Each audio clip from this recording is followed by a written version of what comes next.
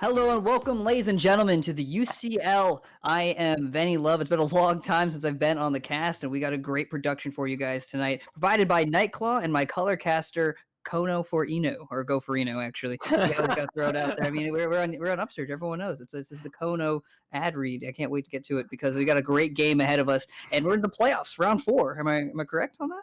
Yeah, this is the losers bracket round 4 here. So, this is the last chance for both these teams, really. You don't get any more mistakes from this point on out, Venny. I mean, they've had to make it this far through the losers brackets, and they still have another 2 more rounds to win if they do win this. So, it is going to be a tough one, but knowing the talent we have in UCL, I do believe that either of these 2 teams, whoever comes out victorious, definitely has a shot at reaching that grand finals. Exactly. That's the coolest part about UCL to me is that, again, this is a very competitive amateur league, and you're seeing players from all over the spectrum, where you've got players that are still mid to low diamond sometimes, all the way up to masters, to grandmasters. And so it's really going to come down to the ability of the team to work together in cohesion and how well the draft looks and all of that as we jump into these games, because I don't know how familiar everyone is with watching the amateur space, but sometimes you get crazy things, right? You never really know, should I check out their one tricks? What do I have to ban out? Or do you see more of the traditional bans and picks that you see from like top tier amateur or even academy and things like that? So I'm pretty excited, especially one of these being a university club and the other one being an amateur team. Sometimes there's some discrepancies in skill. And so I'm pretty excited to jump into this game.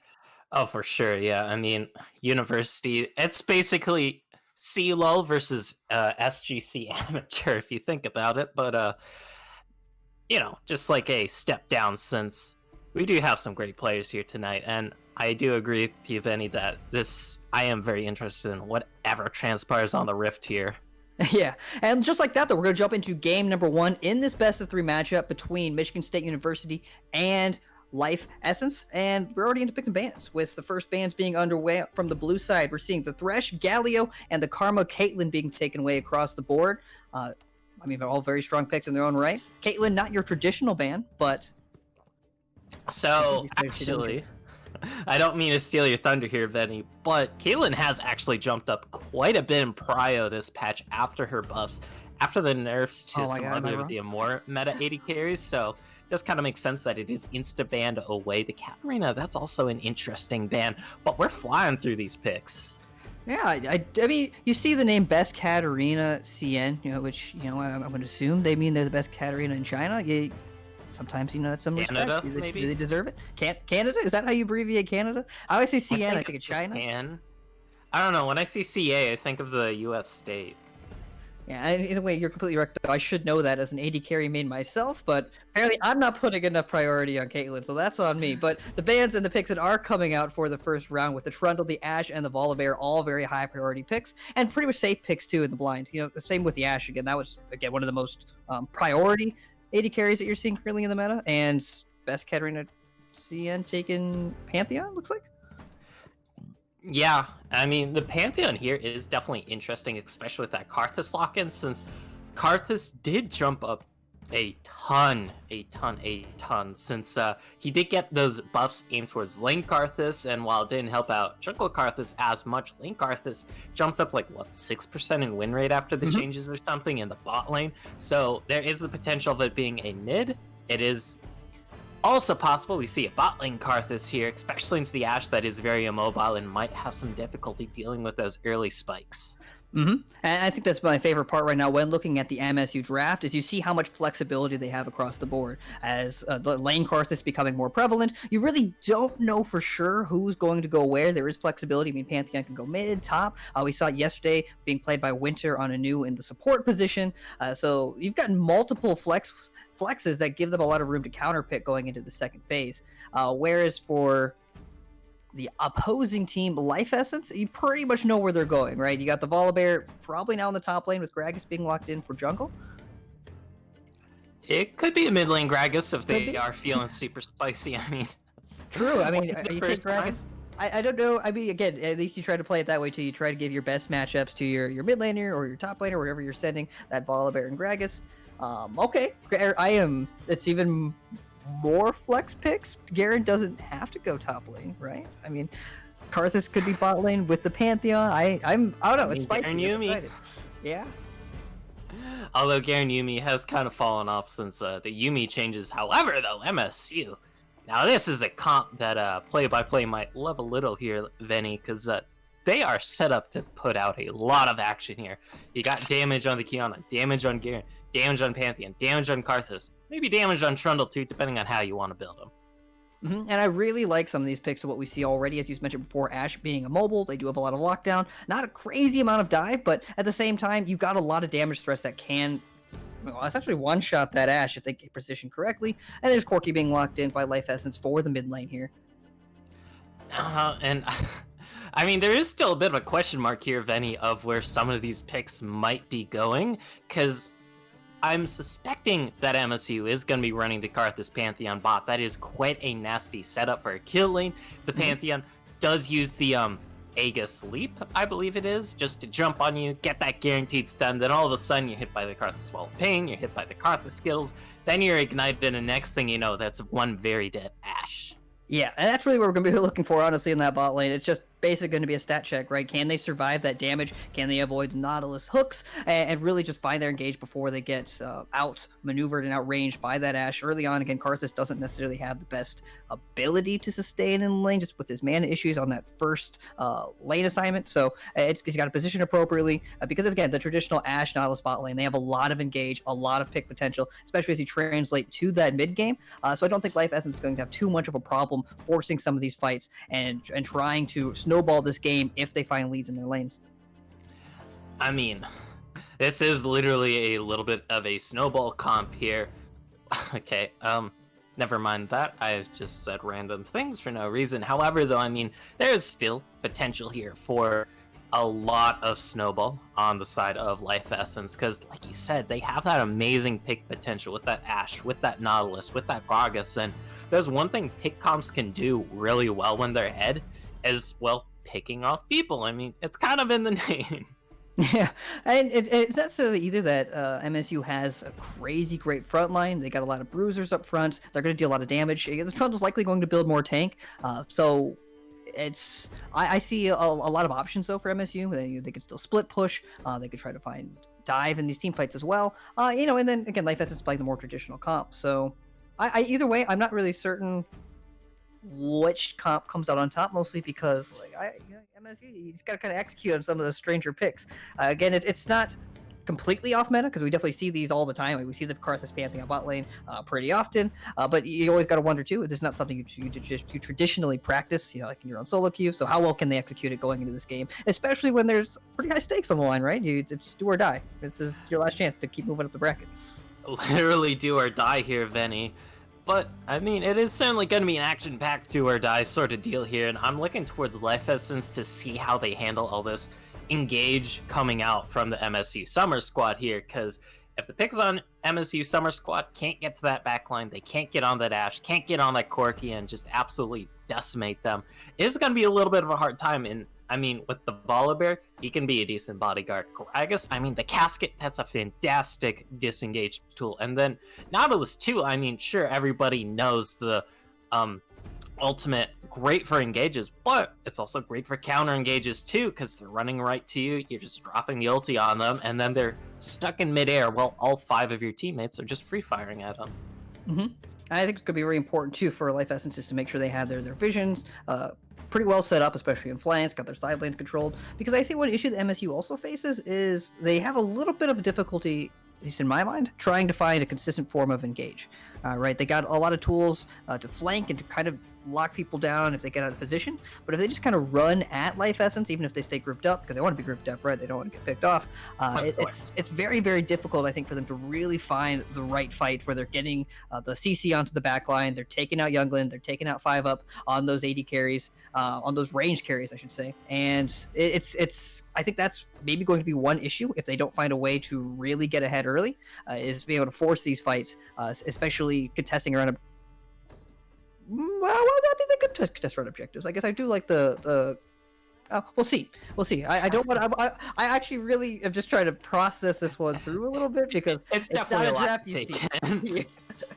Yeah, I don't. As I mentioned before, or you mentioned before too, and I was wrong about the Caitlyn. And again, I should know that because I literally to carry me. And see this all the time. I don't necessarily see the priority that often, I guess, but that's just me. I don't want to say anything too incorrect jumping into this game, and so for my first game back for casting for a while, and he's got this matchup here, this comp, you gotta take a little bit slow. Well, you certainly can take things slow if you are an Ashe, and you literally have a slow built into your auto attack, so. Yeah, but with that though, I'm very excited to jump into game number 1 in this best of 3 matchup between MSU Summer Squad and Life Essence. We're gonna get to find out what comp is better in just a little bit as we send it to a short break. But before we do that, we got to thank one of our sponsors here at Upsurge. Thank you, Sector 6. Let's over to that ad. Started with a vision of quality, a vision of uniformity. We took the time to create something familiar yet refreshing, something with a bit of change. Designed to fit any brand's unique vision.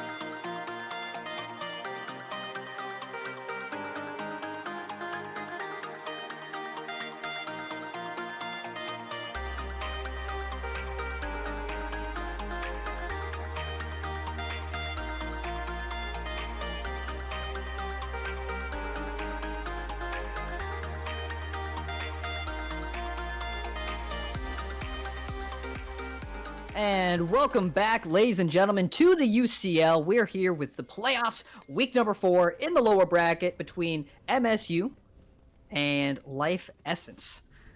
As you can see on both sides, MSU on the blue side, Life Essence on the red side. Coming into game number 1 here. Oh, this is looking a little spicy here, Venny. I love a little spice in my life, especially when you're looking at some of these drafts. Oh, I didn't know you're a cook. Argentina, I dabble a little bit. I dabble. You grow up a little bit, you gotta learn to make more than just mac and cheese here. And the cheese might not be successful here as Argentinum Sky barely makes it around the corner there. Dredge line a little bit too fat. They do get that ward. That's the thing, though. Everybody says the dredge line hitbox is way too fat. It's way too dummy thick, but it does kind of go both ways sometimes. Sometimes you do get that free and easy hook that shouldn't have landed. Sometimes you hit a wall. Yeah, it's the inconsistency that drives people bonkers the most. So they will trade. They give vision on both of the red buffs. Great job on MSU for walking up and making sure they secure it. The opposing vision, but we can see both sides looking to start on the blue. We talked a little bit about these drafts earlier on, and something we talked about too, kind of intermission, is when you see some of these picks early on that can be flexed so many different ways. Sometimes that can be a detriment. You do have the positive on your side where you can move your picks around. You can try to get advantageous matchups, but sometimes maybe you plan a little bit too far ahead and you get some kind of funky comps like this. Again, I think I like the MSU squad because I think it comes down to execution, but the biggest question mark for me is going to be that engage later on. Yeah, because I have to agree with you hard on that, Venny. Because outside of the Grand Skyfall from Argentum Sky, it's like, it is very hard for them to have a very direct, basically hop on the back line sort of engage. Sure, you have the skillful display of talent from Best Cat Arena, but that isn't always the best. There's the stun. And the bot lane, you do have some engage though. There goes the shield bash. Shield assault, forcing the flash from Youngling. He is ignited, but unfortunately doesn't have the damage to knock him out. Flash from the Karthus comes out to secure the kill, and he picks up 2 actually, as they're both isolated, and that's a double kill for L9. Oh my, that is brutal. Like, I thought at first it was going to be going terribly there for MSU, because it's like, oh man, damn, they weren't able to get that initial kill on the Ashe. He's able to get away. Argentum Sky was kind of stuck behind enemy lines without a flash, without the shield vault, and they're able to turn it around though. 2-0 Karthus, that's very deadly. He's in the mid lane now, but that's the thing about Corki. Yeah, Corki's a relatively safe laning, and that's why he's so heavily prioritized. But yeah, that's like one of their only main forms of engage that I see that's very consistent, is maybe you get the Wall of Pain up from the Karthus, combine that with the Shield Vault, and that's a little bit of lockdown that you have, right? But the question is, are they going to be able to consistently get to the backliners like that, the ones that they're going to be pushing out that damage with the Corki that has that mobility, and the Ashe that can also slow you down and kite really dang well, so... Top side of the map, more trades coming out. Sunlight No way, this works. spinning to win, procs the Conqueror. But, you know, they're still tanky boys. While the Pantheon is causing havoc in the mid lane. I mean, that even though it was a ton of time wasted in that mid lane, even though it did mean that Younglin and Ashe were able to get back to lane perfectly fine, able to like close the CS gap a little in the bot lane. You have to remember if you... Oh, hold on. It's going to be a little bit of stun. Trades walking right into the fog of war. Riptide is popped, but Trades going back and forth. Exhaust is now onto Younglin, trying to walk away. Late when it doesn't quite land. It does, actually. He picks up another kill. Flash body slam by Hukiri Lee, and they pick up a return kill. Ends up being a 1-for-1. Even though it is a 1-for-1, though, you have to remember here, Venny, like, they're putting this Ashe so far behind this early on. Like, this is a 3-0 Karthus 4 minutes into the game. In the mid line, Dredge line doesn't land onto the Kiana. Want to back up? A lot of action early on, which I like. Oh, but you are completely correct in that statement, right? The Ashe is their carry, the one being forced back. Actually, Flash on the top lane with the Ignite. Decisive Strike comes down, and that Bear also goes down. Ooh, a lot of action from MSU. That is the aggression we're looking for out of MSU with this comp. I mean, when you lock in a Kiana, when you lock in that Garen, when you lock in a Pantheon support, for crying out loud here, Venny, like, you have to go to 11 here. You can't just pull the brakes off. You can't just, you know, half-ass it, so to speak, and maybe do 5 under the speed limit. Yeah, and, you know, again, that's what I like, though, about a comp like this. We talked before about execution. The main question mark to me has always been when you have all these flex picks is, are the players proficient? If you're an AD carry main, are you proficient at playing the Karthus in the bot lane? Are you proficient at playing Pantheon in the support position? Obviously, they're not the most difficult of champions to play, but you always got to ask those questions, right? And if they are able to execute on it, then you do sometimes come out ahead with some of these cheesier picks, like the Shield Vault, the Wall of Pain, like we talked about, forcing the flash from Ashel. Nautilus going to survive, but takes a fair amount of damage. And this guy's the snowball that you mentioned earlier, right? Oh, that hook. He is not having a good time with these Reg lines today, but here comes the Kiana roaming down to the bot lane. Elemental Wrath finds double stun onto the Gragas, who will escape. Whew, that was a bit of a close call, though. Okay, I thought the ability was just purely called the Edge of Iktal, but turns out it has two names on it. Today I learned. But either way, though. What part is what? I actually don't know. Is like the Elemental Wrath just the one with the abilities? Or with the elemental part of it? The Edge of Ixtal just the one that's no? Is it Ixtal or Iktal? Ixtal? I don't know. That's a good question. I am not familiar with the language, the dialects. I don't know. Maybe we throw up the chat. Maybe we just have a vote in chat. Is it Iktal or Ixtal? Yeah, yours sounds a lot more exotic or unique, I guess. Ixtal. I don't know, because I'm assuming it's like a Spanish sort of pronunciation. Oh, could be. I don't know where Kiana hails from, to be honest. I mean, she seems like I don't want to get it wrong, so I'm not even gonna guess. Yeah, I don't want to get it wrong either, but it's like I don't know. I feel like it's Spanish pronunciation. Ixtal. Either way, the action's kind of slowed down a little bit, but so far MSU is one with the advantage. They pick up the first break, but Sunlight kind of in a bad spot in the top lane here. No, he didn't have flash out, unable to escape from that body slam. No wards though on the top side. Maybe a little bit greedy, that far pushed up without any vision. Yeah, and he even has a ward available to him, I believe. It is a little bit hard to tell in spectator mode sometimes because it's no, Moonlight, you're a little hot, buddy. So super greedy, sees the jungle on the top side, think it's safe to go for this invade, but someone could find the vision. There goes the shield vault onto the Nautilus, trying to escape. Does go down L9 with the damage. Karthus Requiem comes through and he picks up a double kill on the Corki, who was trying to flee from the Kiana. Bot lane has come back now from Life Essence, trying to pursue. And the Wall of Pain just separates them and allows them to escape. With 2 kills.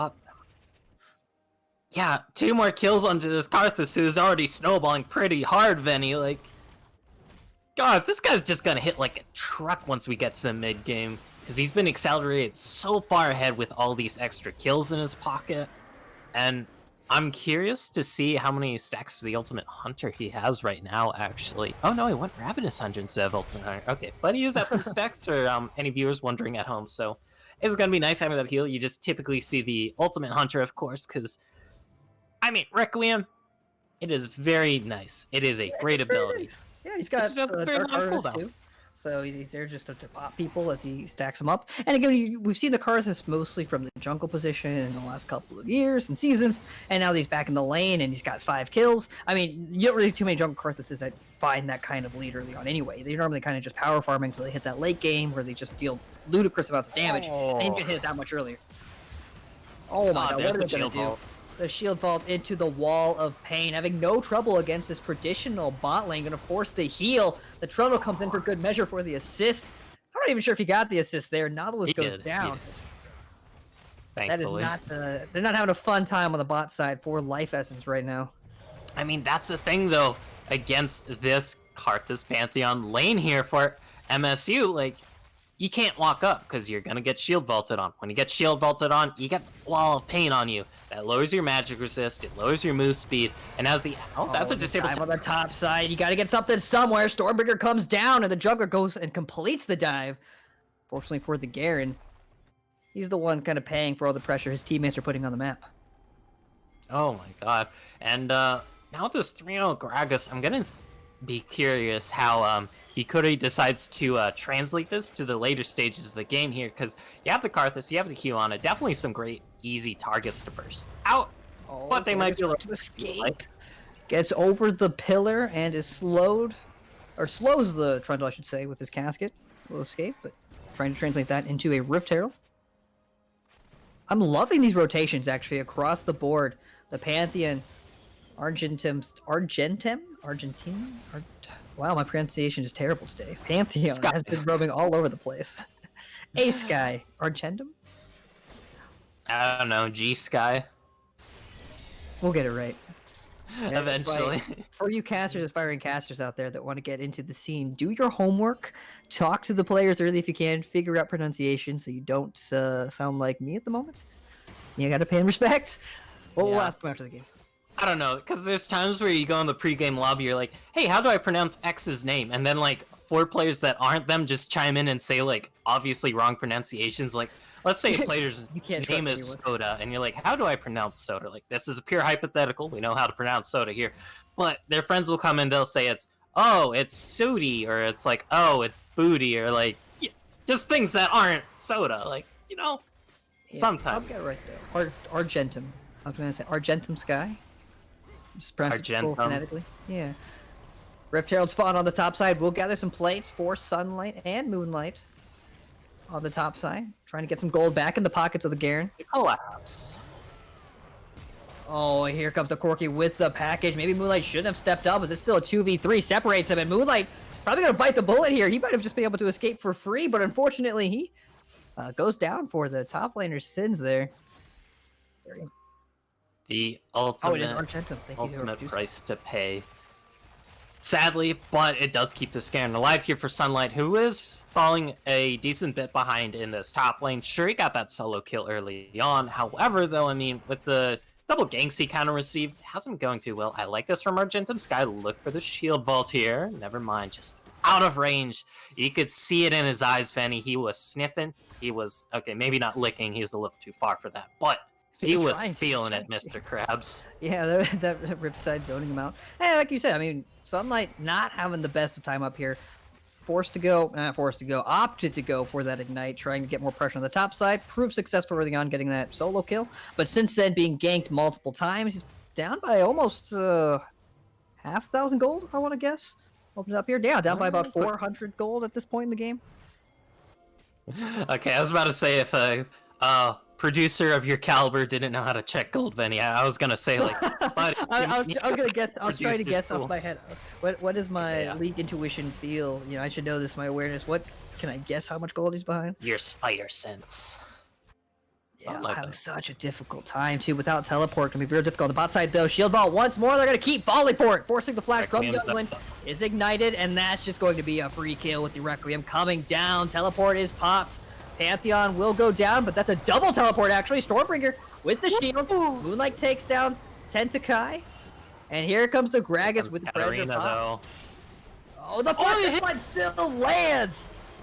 Fortunate with the flash there, ultimate coming out though from the Kiana will lock them down. That's going to be a net positive for MSU. Corki trying to escape now. It's on the top side. Garrus is getting plates.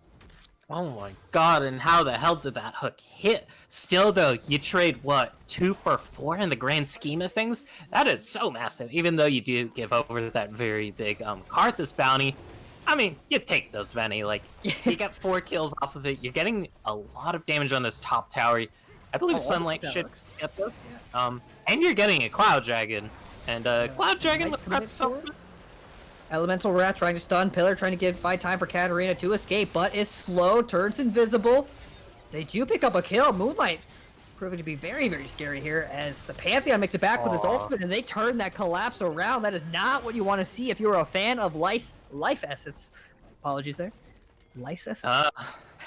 They're definitely. I mean, if there was a Thresh here on the side of MSU, a lot of life essence in the form of souls would be dropping with how many kills they've picked up. So Oh yeah, we talked about gold difference on the top side. You gotta take a look at the difference between the bot lane carries here, with the Karthus being currently 7-1 and 3, sitting at about 2,000 gold, over 2,000 gold, ahead of his counterpart in the Ash. 2,000 gold, a lot of gold. And they pick up a second yeah. tower as well. because that 2,500 gold, that's nearing like a full item differential at this point. And when you're talking about 80 carries, they are much more item dependent than other positions in League. So if you're this far behind as an Ashe, it's doubly terrible because you can't walk up in lane. Argentum Sky just gonna use the shield vault on you, and then you're gonna die.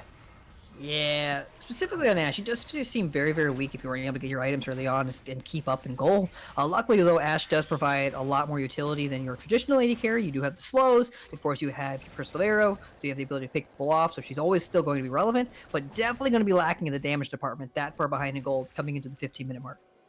God, yeah. I mean, when you're looking at your build and you're like, yeah, I have Berserkers, a Recurve Bow, and a Vamp Scepter here. Like, your opponent has Slork Boots, a Luden Zeko, and then components for, and I'm guessing might become a Leandries or a Morello's here. I mean, there's a lot of ways you can go with an Amtome and a Blasting Wand, flexible build paths and whatnot.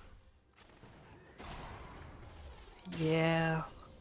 Very good spot, though, for MSU to be sitting right now, 13-7. I imagine with 2 Drake lead, they're going to be looking to fight around the next one when it spawns in a while. Rift Herald's also going to be up in 25 seconds. 250. Yeah, no, 250. Benny. No, I see it. I want to leave it up to the audience. You know, they can. I gotta make them critically think. You know, True. They look at the clock too.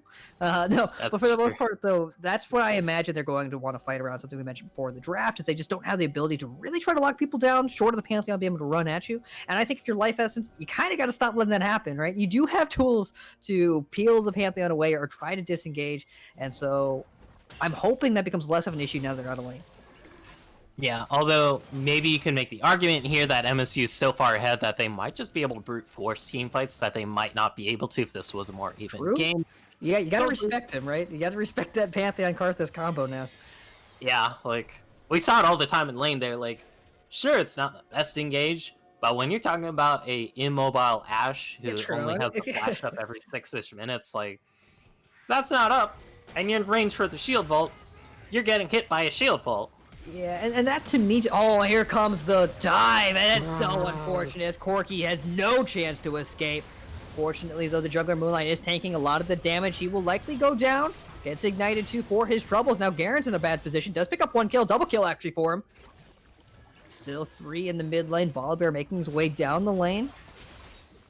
They're trying to siege, but not a lot of range coming out. No AD carry, so L9 just forced to use his little Karthus auto attacks to try to get the tower there. Try to get it down. And Life Essence trying to re-engage. I mean, they don't really have many tools to re-engage right now, outside of Flash Body Slam, outside of maybe the Stormbringer from Tentakai. Yeah, I don't know if you really want a Stormbringer into a Karthus Pantheon either. That might seem to be something you want to reconsider. Gragas lurking around, is sighted on that ward across the wall. But a point I wanted to get to now that the fight has ended, again, that's a very clean dive. You can only, that I guess is how you force engages, right? You make them think they're safe and you just beat them brute force, as you mentioned, just because your stats are higher at the moment. But early on, I feel like they should not have gotten this kind of lead, right? You know what Karthus Pantheon has, you know the tools they have at their disposal, and letting them snowball so far ahead before the 15-minute mark, it just seems kind of irresponsible, right? I mean, if you just sit there as Ashe Nautilus and you just farm out, you just let that cheesy bot lane just do its thing and not get gold, it becomes so much less potent. Package.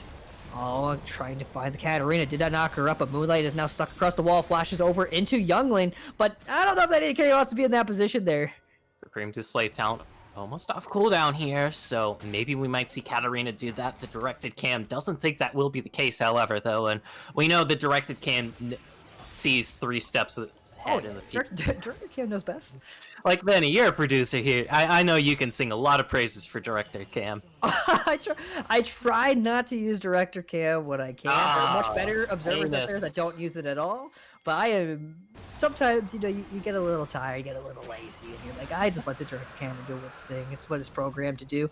There goes the soul point. Here comes the engage. Does go wide. Stormbringer, flash, Moonlight. Maybe we'll escape. Look at the casket. Bringing back the Pantheon. He will also survive by the skin of his teeth. Not enough damage. And that's an inhibitor turret. That was indeed an inhibitor turret that was taken down by minions? Wait a second. That is not what you like to see, actually. That is a Zooey Mama moment if I ever seen, and like, because they committed all 5 to that dragon to try and get something off the back of it, because they already lost that dragon. They're now down the soul point, and they have to get all the dragons from here on out if they don't want the enemy team getting that soul. Sunlight. And this game, maybe a difficult position here. I think maybe you just gotta hope that MSU is going to overstep, kind of like this, but maybe it's not overstep, but Requiem just deals that much damage. Look at the kiting, look at the Ashe, trying to escape. Oh, has to burn the flash to take out a 3-3 Garen. That is so unfortunate. God, that's the worst feeling too as an AD carry. It's like, alright, this is a 3-3 Garen, like, he just used all his cooldowns on the Gragas jungle of mine. Like, surely he can't kill me when he's already this slow. Then all of a sudden he hits you with the Demacian Stand, or no, not Demacian Standard. This is an Jarvan. He hits you with the Q. He hits you with the spin to win, and you're like, ah, cool. And the only reason Younglin got out of that one is because he had to use both sums, and that is the worst feeling as an AD carry. This essay by me. Yeah. I think also just the fact that he's so tanky and he only has a Blade of the Rune King and a Black Cleaver, and like that's not, there's no resistances there, right? Why is he so tanky? That's He does just get free Garen things, though. resistances. Yeah, that's just Garen things, right? You build full damage and 80 So carries. it's checking out things, yeah. Like, Yeah. I mean, you're also an AD carry main, Venny. Like, you know the absolute pleasure of a 0-4 top laner who happens to have Yeah. an item and a half running you down while you're 3-0. Worst thing is like you win lane and then he's still up by 3 levels topside. I Yeah. remember a clip a long time ago. I believe it was an Ashe that was against a Maokai right at the bot lane, back when the tank meta was really bad a couple of years ago. Oh, And he was no. watching. It's a Season good like 30-second clip where Ashe is just wailing into this Maokai and he's just tanking the tower. He's just smacking the tower and then kills the Ashe. It's ridiculous. Yeah, Oh, man. that reminds me of one Season 6 clip where Draven spent like a literal minute just wailing away on a Poppy. This was also a fed Draven, by the way. He was just constantly hitting her, constantly kiting her, but then in the end he dies. And like, to prove it, the point during the video, and Ashe tries to come up and help the Poppy, and then immediately gets T-shot by that Draven. Just tank things, right? Yeah, But obviously. heading back. Oh, go ahead. Obviously, definitely not the same times here. No longer a Grasp of the Undying Sunfire Iceborne meta. Yeah, season Thankfully. 10, much better meta for 80 or much better season for 80 carries for sure. But heading some back to the aspect. game here, right now MSU is currently sitting with a 5k gold lead, up 6 kills, waiting for the next dragon to spawn, doing their due diligence, clearing out the vision, looking for picks as well. And for life essence, I feel like they got to end on a positive note here, right? Try to regroup, try to get some sort of picks off just to show that you can execute your comp. Because going into the next game, which is do or die, again, this is playoffs, this is last round, loser goes home for good. It's going to be a little demoralizing walking away when you got a traditional draft and you couldn't seem to execute early on in the game. God, yeah, it would be such a terrible feeling, and they're by no means out of this yet, Venny. Like, Nope, not at yeah, all. they're doing almost 5k gold. Sure, that does kind of suck, but you do have scaling on your side. You're able to just wait this game out, let it hit 2.5, 3-ish items. Then maybe you try and come back into this game. Maybe you hit that stride in your step, and maybe you'll be able to start making the magic happen. But Yeah. there's a dragon spawning in less than a minute, and we're gonna have to see a fight over that, because rule number 1 of League, don't give over an Infernal Soul for free. Yeah, and that's kind of the biggest issue right now that I see as well, is just the fact that they do have to take some more time to scale to prove that they can go toe-to-toe in these team fights, but Infernal Soul is up in less than a minute, like you just said. So this is a big key moment in this game where they really have to decide, is this the fight that we want to die on? Is this the hill that we want to die on, I should say? And can we come out away with this fight? Can we come away with the win? Can we steal it maybe? I don't know. But Karthus with Infernal Soul is not a good combination if you're on the enemy team. Especially when you're an AD carry that's behind. There's the body slam. Don't think we'll see too much else, though. Never mind that. There's a pillar. There's the pillar. Corki still with the package, trying to hold on to it as long as he can. Teleport. Dragon spawning in 10 seconds. 2 seconds.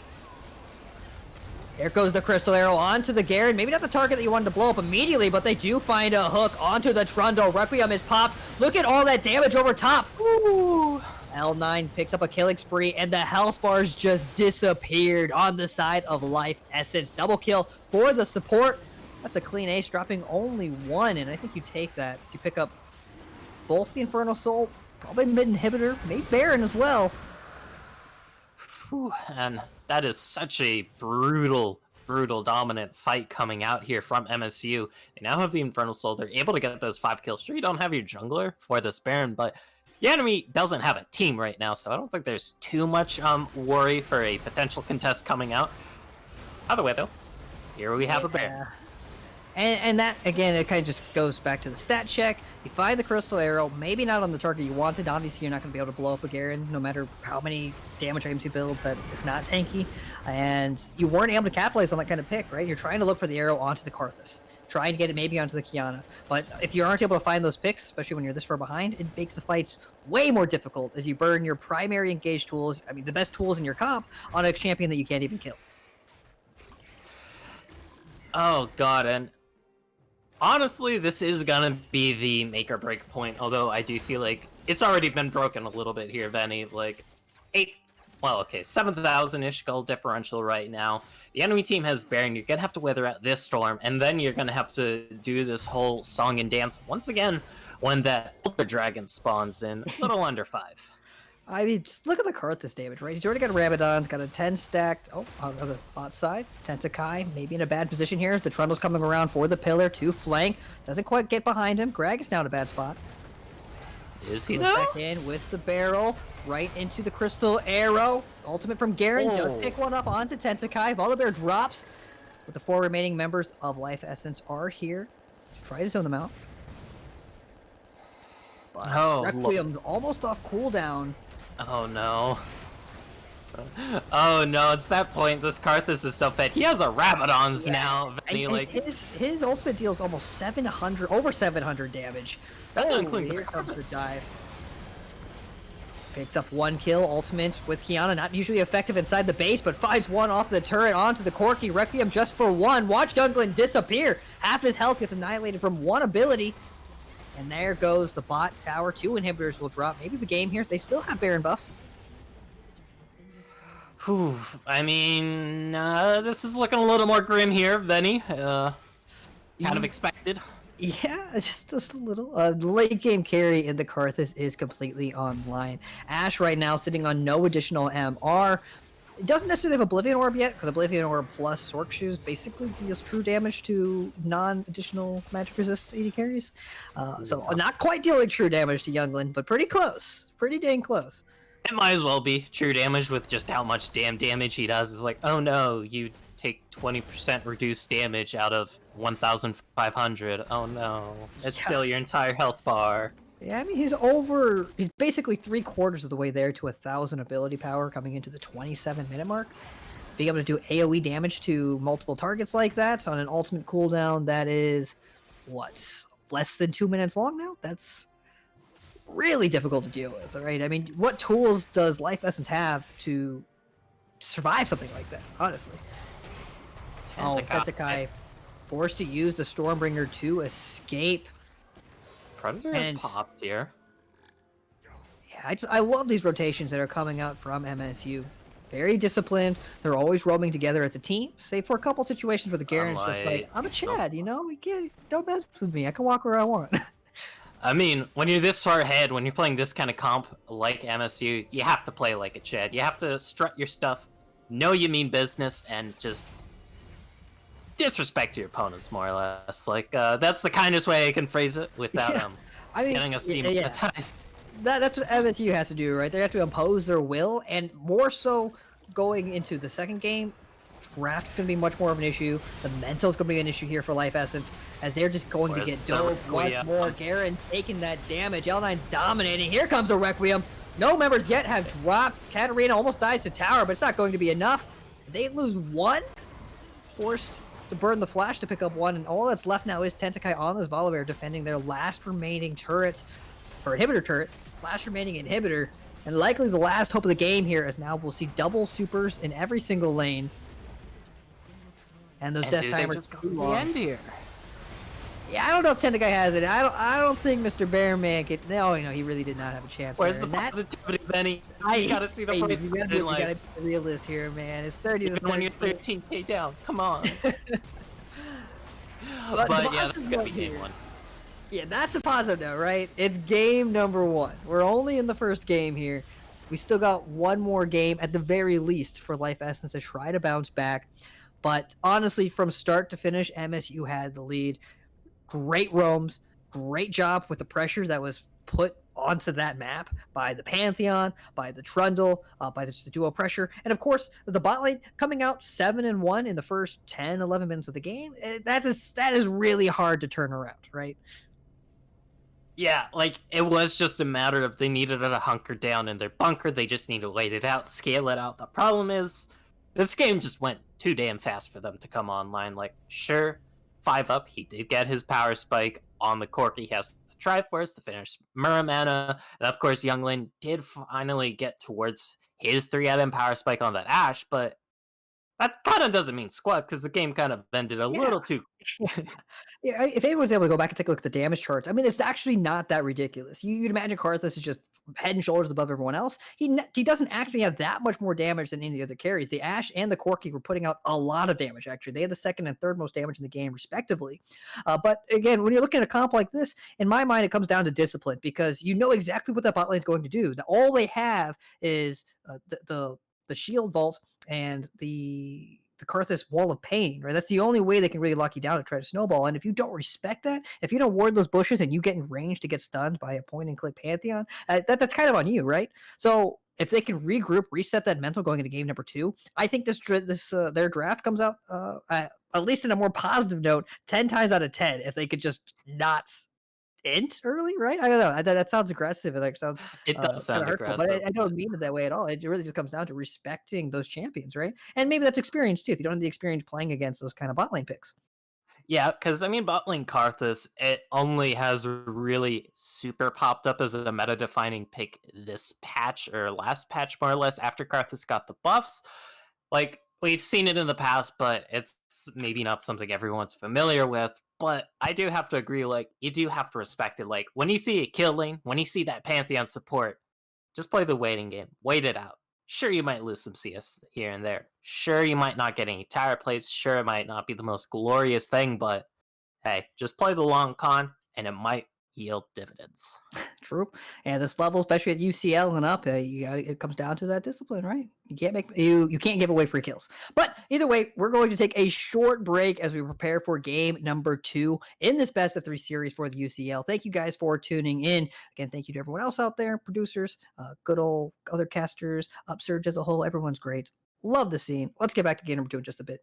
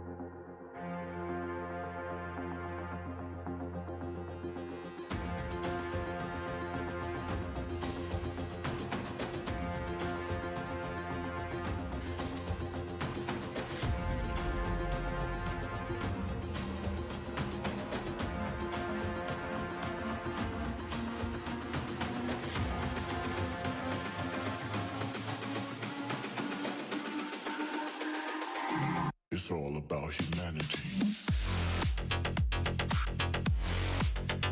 About humanity.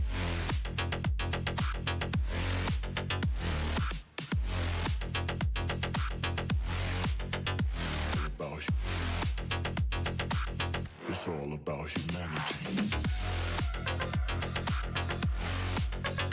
About humanity. Welcome back, ladies and gentlemen, to game number 2 between MSU and Life Essence. We are wasting no time as we are already jumping into the draft for game number 2. Pretty decisive victory on the side of MSU in game number 1. How do you feel about that, Gopher? I would say, in the words of formerly C9 Sneaky, same. Same. Draft underway. Pretty similar picks, save for the Trundle and the Karthus are now off the board. Life Essence now on the blue side. Yeah, I'd see why you take away the Karthus and the I see it.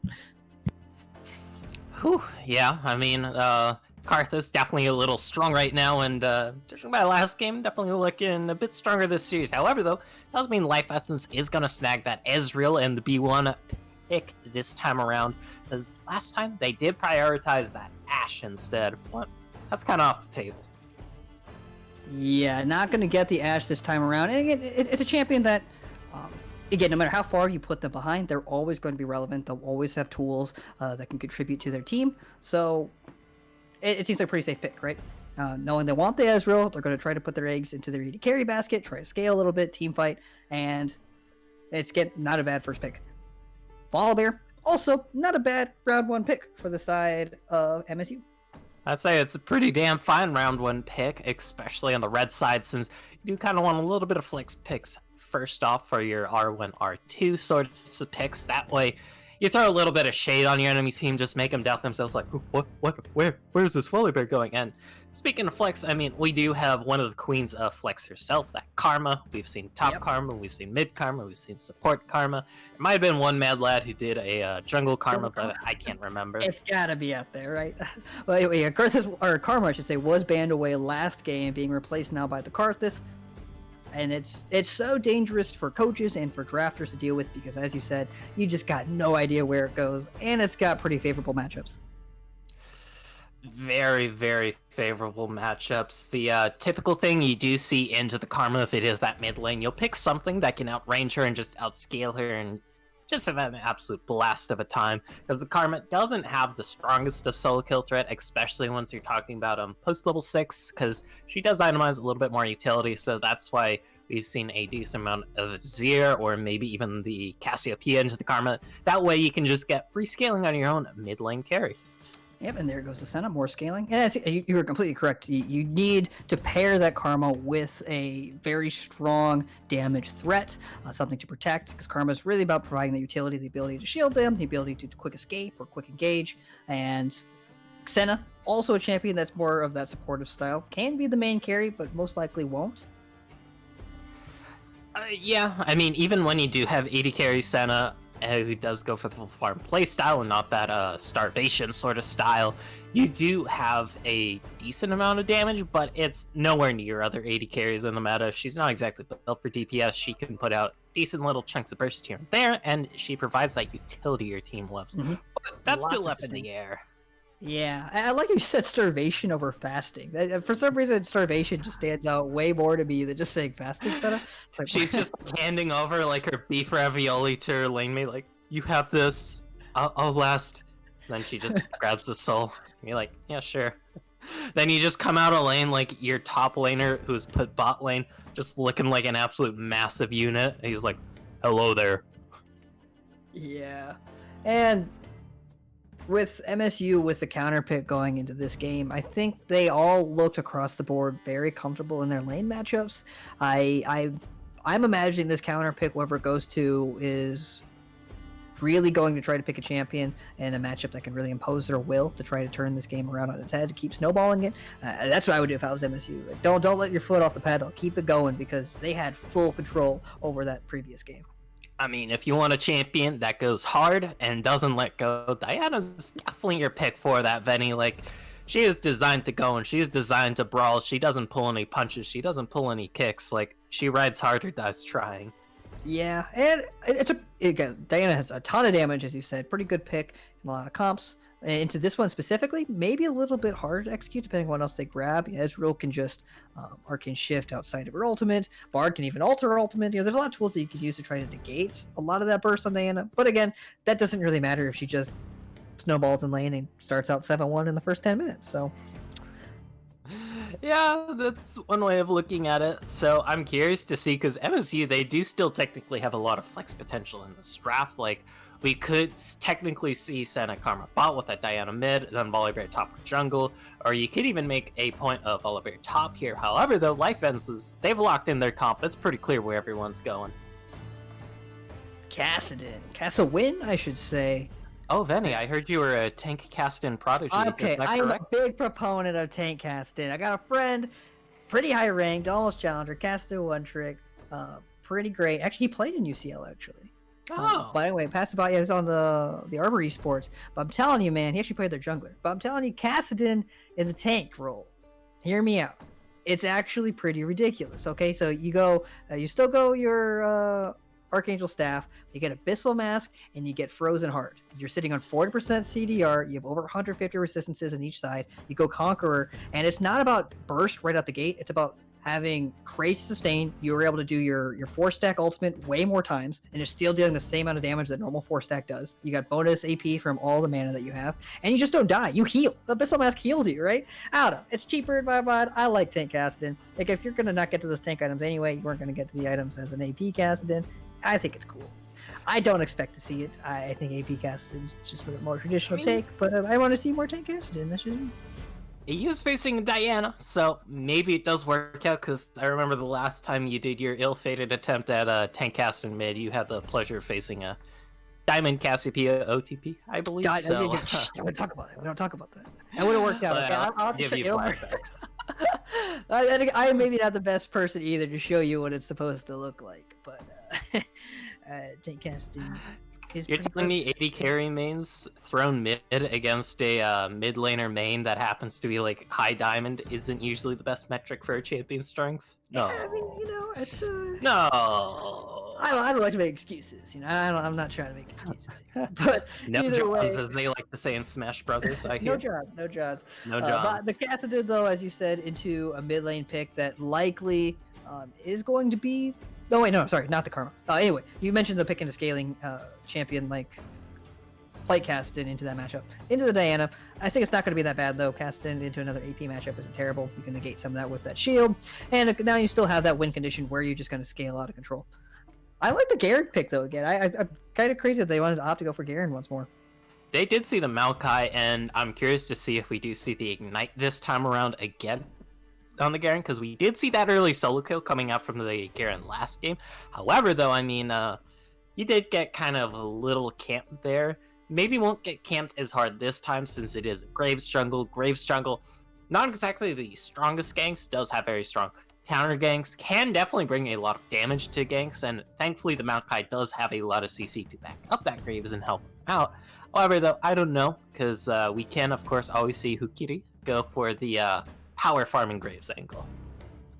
Big true. Yeah, definitely a much different comp from both teams going into this game. It's kind of hard to predict. I honestly just have to go back. I can't get rid of game number one in my head. I can't take away the results from game number one when looking at game number two. And to me, that's going to be the hardest part, is just the fact that they beat them so hard. MSU had a lead in every single lane for the most part, except for the top lane where he did get camped. And it's hard for me in my head to just be like, okay, so these lane matchups that they got are just going to turn that all around, and they're going to come out on top this time. Obviously, yeah, but it is going to be a little slight differential in pace here for MSU, because this time the Son of Karma bot lane, not exactly as much of a kill lane by any stretch of the words compared to a Karthus Pantheon. I'm curious to see if this is a farming Senna or a fasting Senna. That is always a good thing to keep an eye out for. However, it does mean this time around here, if you are Life Essence's bot lane, it does mean Youngling, and it does mean Ashel should have an easier time scaling up in this laning phase as it's Ezreal Bard. Yeah, and I agree with you on that for sure. But I will say, I don't know if Ezreal Bard necessarily has the funnest time to Ascent of Karma either. I mean, you probably won't be killing them, but at least they won't be killing you. True. You're right. I mean, you might get zoned out of farm, but you get zoned out of way more farm when you die 4 times. So that does make sense to me. That is true. Yeah, I mean, the saying does go, the best CC in League of Legends is that death, and can't exactly QSS that, sadly. True. Big true. You cannot QSS death. But you used to be able to with the Revive Summoner spell, but too many Nunus started taking it into ranked games when they felt salty, so Riot had to remove it. why did it have to be Nunu? Why I don't understand what is about Nunu that makes it just I don't know. champion that I'm gonna int on today. Like, specifically old Nunu, people would go like, yeah, Disco Nunu, and you just Disco literally Nunu. hint the entire game. Like, I don't know what it is with, like, Nunu as a champion where people are like, you know what? This is the champion I'm running down. I'm going 0-12 on this champion. Like, I just don't see the appeal. And for me, how do you get any fun out of that either? I don't know. But that's just me. Ladies and gentlemen, we're going to take a short break here, though, before we jump into the second game of this best of 3 between MSU and Life Essence. But before we go, we'll have to thank one of our key sponsors. I mentioned it earlier in the broadcast because I am casting here with Kono for Eno. If you are looking to take your game to the next level, it all starts with your peripherals. Didn't know that? And you're kind of silly. You can't play League of Legends without those periffs. From keyboards to keycaps, mice, and more, our friends at Kono have got you covered. Kono works with the world's best designers, inventors, and makers to make you some of the best gaming peripherals around. Kono have been huge supporters of us here at Upsurge and have made generous contributions to our prize pools. If you need to find a new keyboard, check out the Hexgear's X1 RGB low-profile Bluetooth mechanical keyboard. You can use the discount code UpsurgeGG for 7% off your first order. And for more information, head over to kono.store to check out all they have to offer. That is kono.store, if you couldn't spell it out for yourself. Kono. Discover amazing products. Thank you guys for tuning in. We'll be back in just a little bit after this delay is over. I love you, Kono.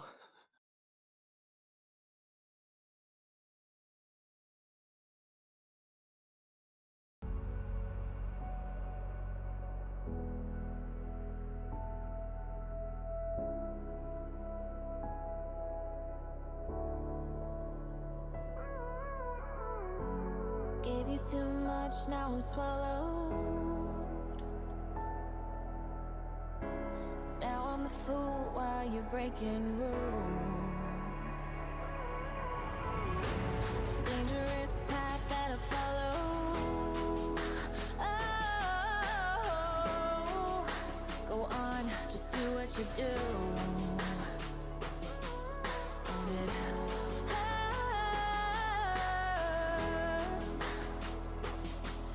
as I bleed for you, cry for you, oh, oh. Let me bleed.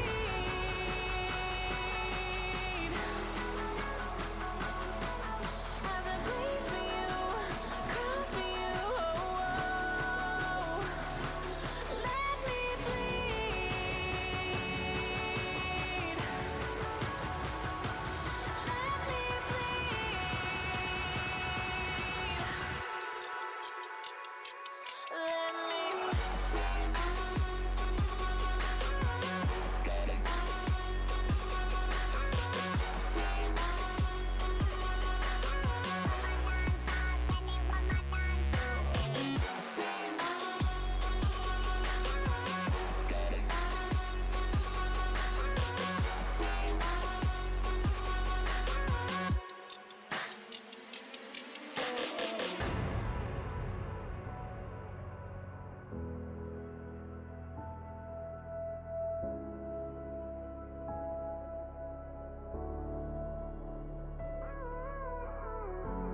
all of the pain seems to follow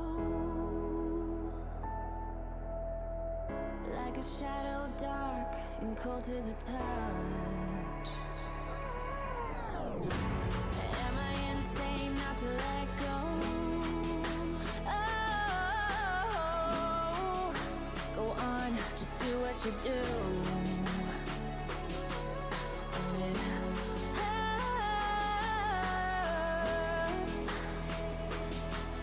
as I bleed for you, cry for you, oh, oh.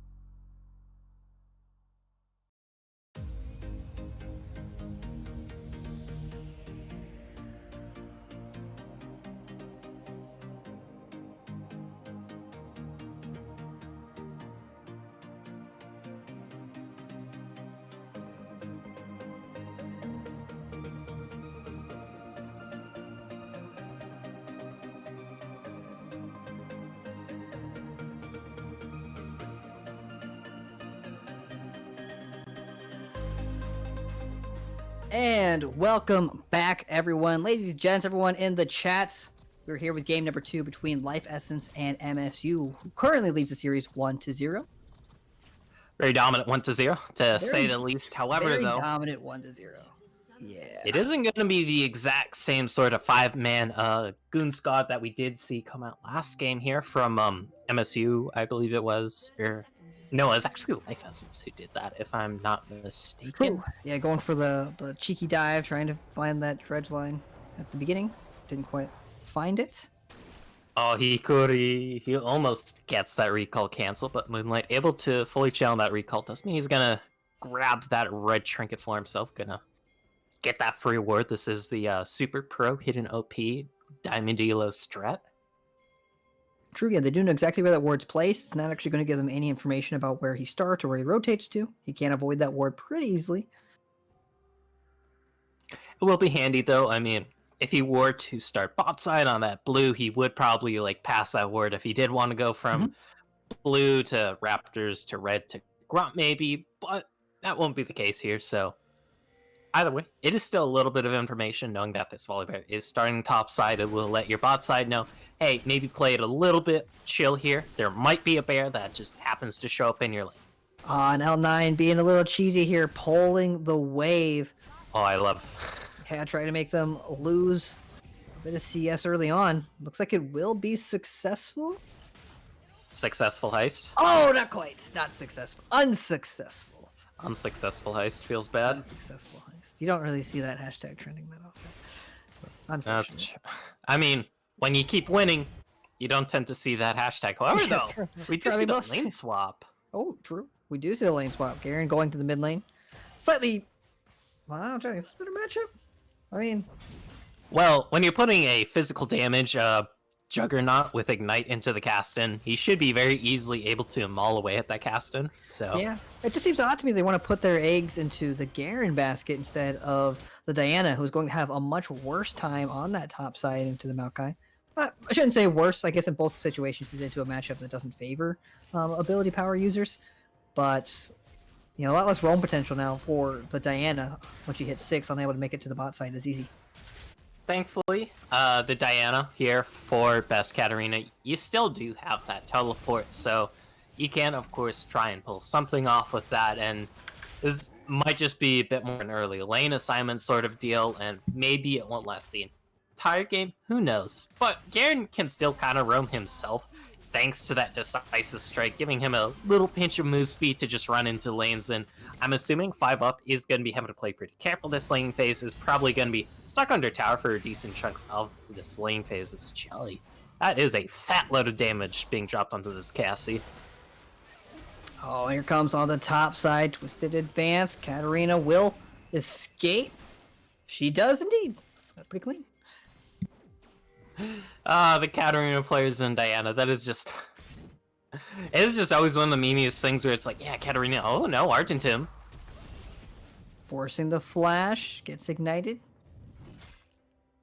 Whew. And, A lot less lockdown in this game, right? So everyone can kind of escape. I say this. Bard comes through the magical journey, does get chained up. L9 able to just zoop away there. here comes the I Volibear, swear, though. that Senna skin has For the much conflict more binding. effect. There comes the flash, does get stunned, forcing the flash from Ashel, gonna get locked down as well. Beautiful route. Ezreal kind of playing villain there. Traitor to his teammate as he also locks him down. There goes first blood over to the side of MSU. And up where was it left off last game? Was that gank? Ooh, and this is a great start to game number 2 here if you're MSU, just coming off of the high of that rather ostentatious, is that the word, ostentatious? Hell of a victory from last game. You gotta be feeling good. Sunlight, though.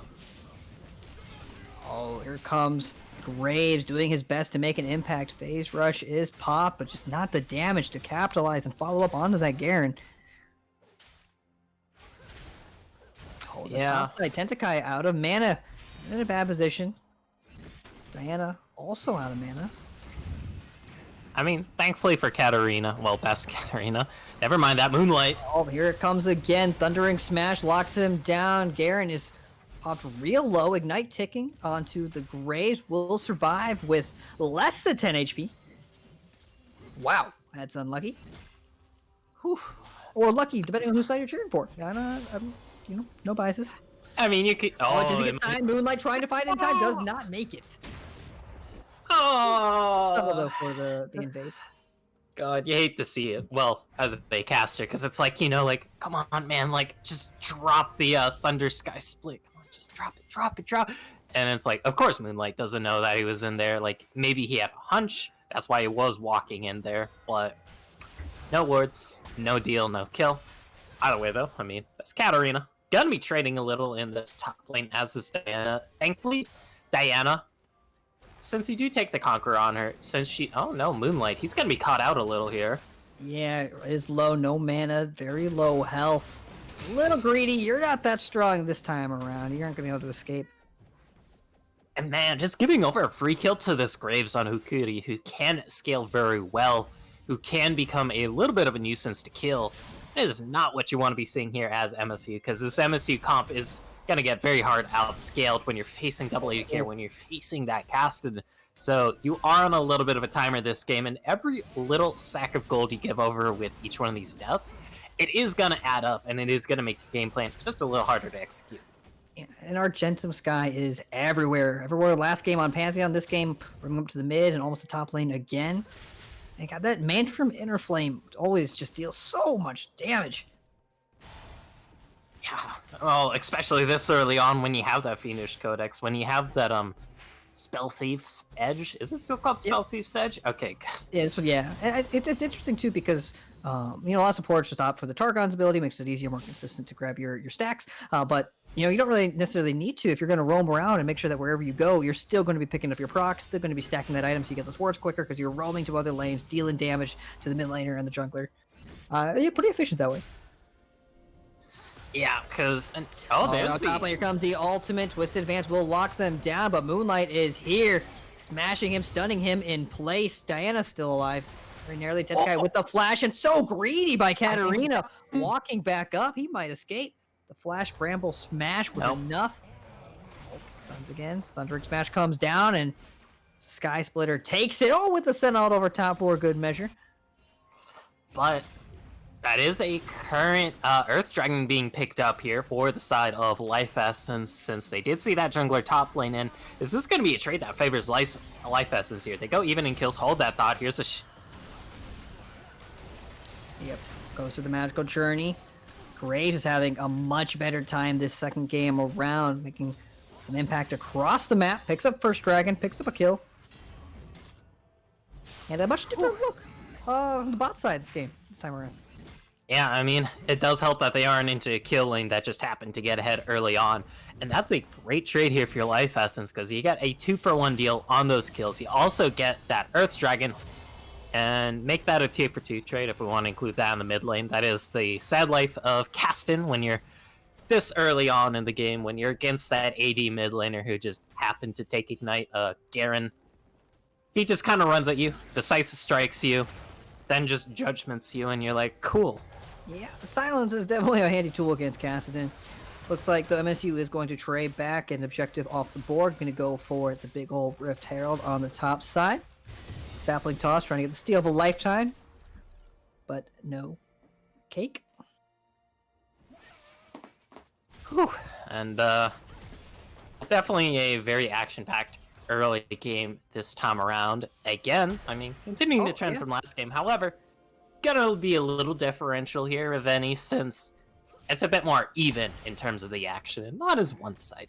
Yeah, definitely not. And something we didn't talk about earlier, actually, the Senna, was she going to go fasting Senna? Was she going to go for the carry? Looks like she is going to go for the carry Senna, opting to take the farm, completing that Muramana already, or the Mana Mune, I should say. Trying to stack it up to Muramana. I always get those two mixed up, like Manamune, Muramana, which is which. Mururame, yeah.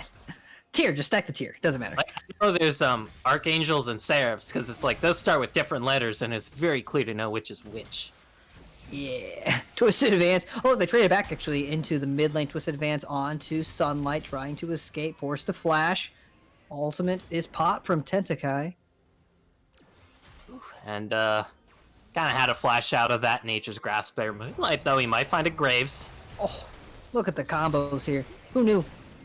Who knew that Volibear has combos now? There goes the Bard off, is avoided by the Stormbringer, forcing the flash from Moonlight. He will escape. Fortunately, now Graves in a bad spot here. Will get shut down. Boom! There goes the Sentinel ult. Garen now left to retreat. Diana's made her way down.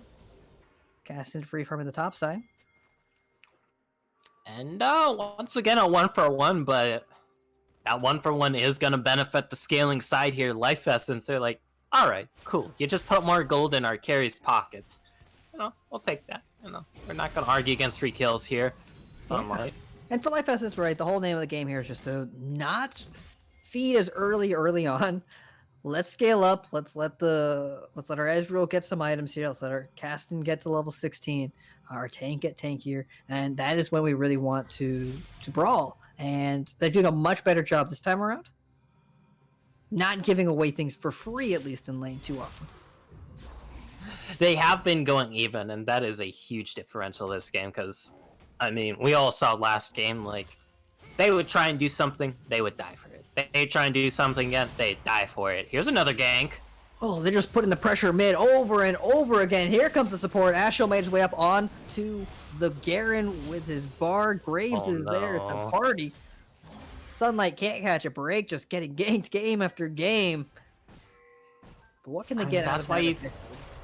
That's one of the reasons why you don't typically see a ton of Garen in pro play. It's like, it is very easy to just turbo camp him.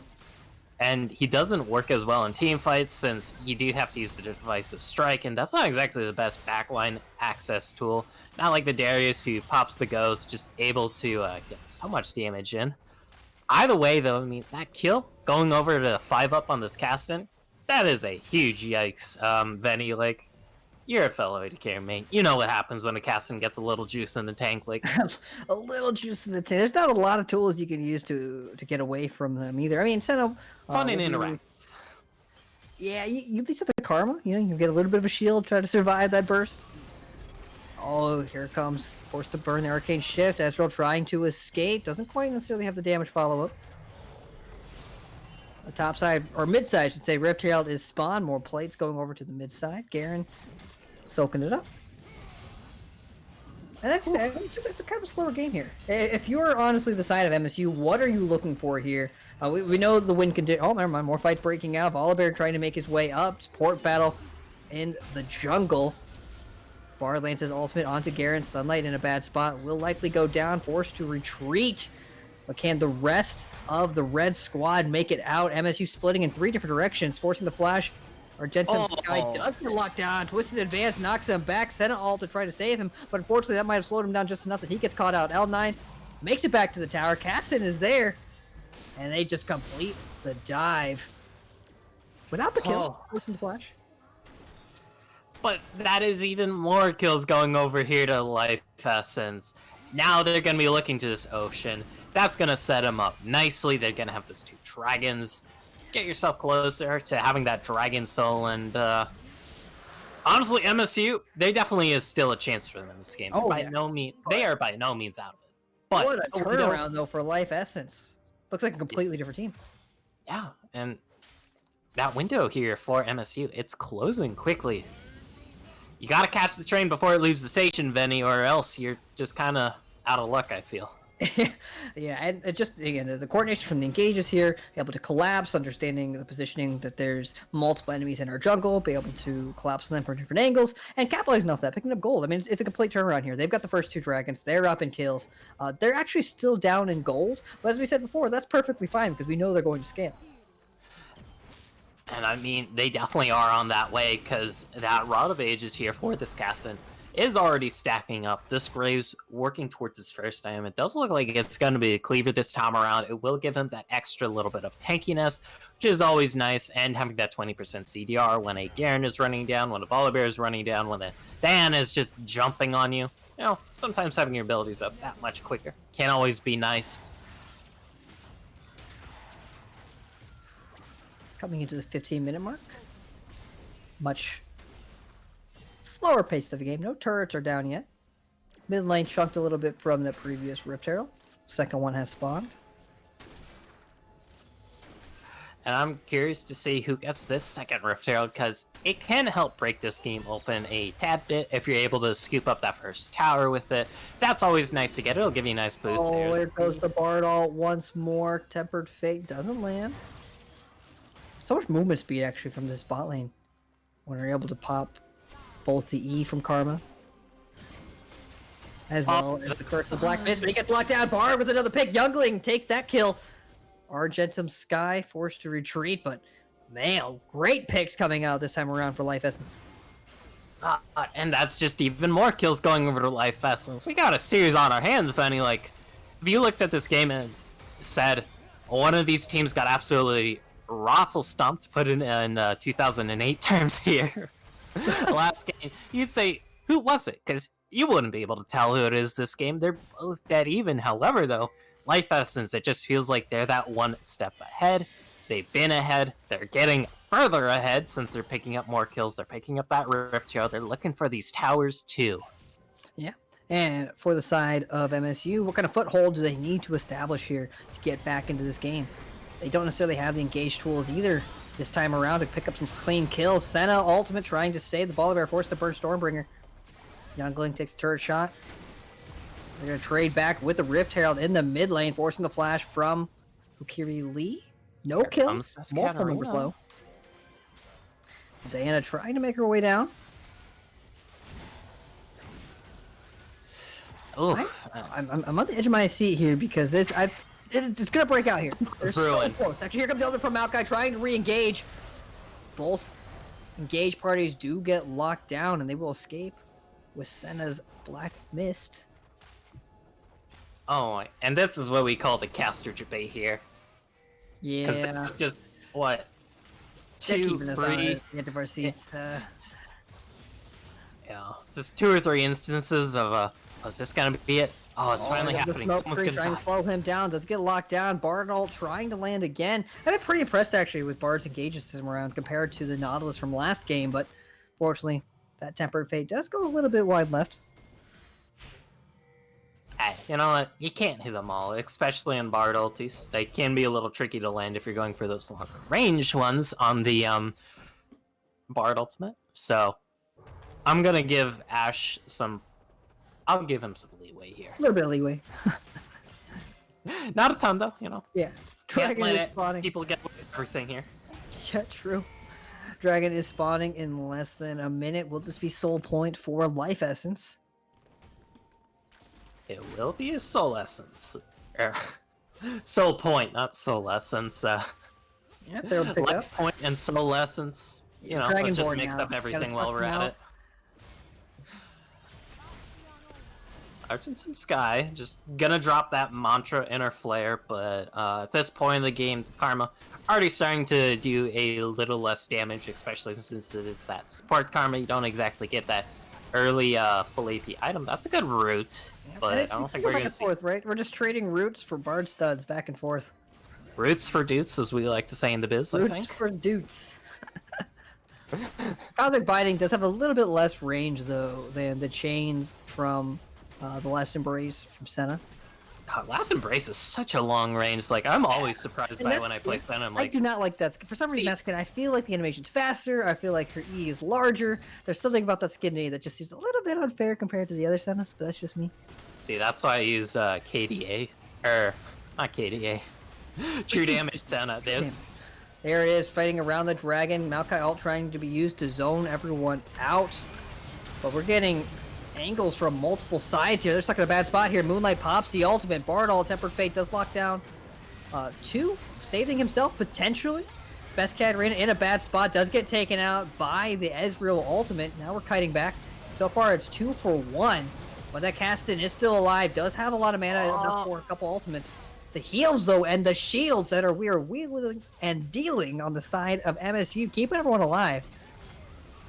Is that going to net them the dragon here, though, since they don't have their jungler? They don't exactly have the best dragon taking squad here, but they are going to start it nonetheless because Moonlight is here. Never mind that. There's an instant teleport Cassidon out is from back. Oh, my bad. Caston came from a different angle. That was actually Tentacus teleported in the pit. Oh, that worked for That's nothing. They gonna just be straight some it back. point. They just put on their Halloween costumes, I guess, and went ooga booga booga, and the MSU is like, spooky Ooga ghosts, booga we have to booga. get out. To be Hey. fair, I don't know. I don't know. It's just a math. That Cassidy and Maokai came back with full health and mana. You gotta respect them just a little bit. Maybe. Yeah, it looks a little rough here actually for MSU. Definitely don't have the same kind of traction they had from last game, and they look to be struggling here to find the clean engages that they want to pick up these kills now that they don't have a lead. Because even in that fight where they did objectively win it, it was a 2-for-1, I believe, in the end. Maybe a 3-for-1. I can't quite remember. That fight was just so elongated there. They didn't However, really I get mean, any shutdowns either. yeah, and they weren't able to get the Dragon either, which was why they started off that fight. And sure, I mean, giving over one Cloud Dragon, it isn't the worst thing, but what makes this Cloud Dragon going over that much more worse is the fact that it is that soul point. The fact that it means from here on out, like, you can't give over any dragons, because imagine this enemy team comp here, if you are MSU, and they just have all that move speed, like... You don't want that to be on Cassidon, right? You really don't want to give him ultimate cooldown reduction and like tiny little old Nimbus cloaks every time he ults. Like that's not cool. You don't want Cassidon to have that. I don't think you want Caston to have many things if you're on the enemy team. Like, you don't want him to have squat. You don't want him to have a happy life. You don't want him to pay off his 401k. You want that man to just die on a street. That sounds really cruel, but yeah, he's only 3 levels away from that infamous level 16. Time bomb is ticking here, and unfortunately for MSU, getting caught out again. Oh. Not a lot of synergy on that ultimate combo here, but done. Argentum Sky still in a bad spot as he gets Dove. Youngling going for it all. There comes the dive. Stormbringer onto the Graves. Doesn't quite find the kill, and he goes down paying for his sins. And looks like MSU will save the tower. oh lord. But you just gave over another kill there. Like, you're able to get a kill in return, especially onto the enemy jungler. That is definitely nice. You're able to save the tower, but just means this game, it's just gonna keep on going a little bit longer. And take a look at these inventories here, Benny. Like, that's a full stack on that row here for 5-ups. Caston, curious to see how many stacks are on that here. Should be okay. He's only at 288 for now, but the moral of the story is that's stacking up as well. As Ezreal does have his 2 out of power. Like, oh my. Just look at the damage from Ezreal. Yeah, at this point, there's not a lot Senna can do in a 1v1 versus that Ezreal. Does get outranged, does get out damaged. Yeah, that's what's looking a little rough right now for MSU. Personally, I'm trying to find the best way for them to jump back into this game. They don't really have the ways to just completely blow someone up either, especially with the bot lane duo. The Ashel's positioning pretty well, making it real hard for him to just get too close to Last Embrace. You're really the only tool they have to lock people down from a distance.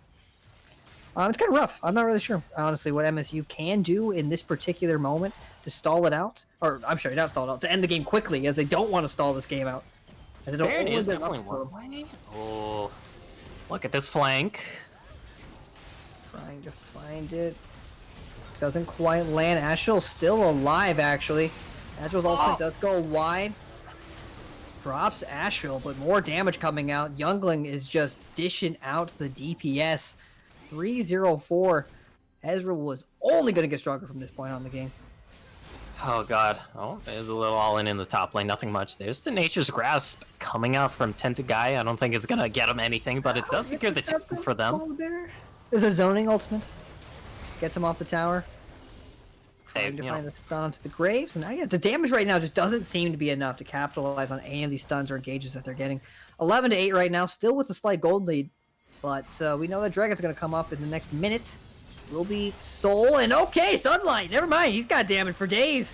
I stand corrected. He just takes that guy out with that ultimate.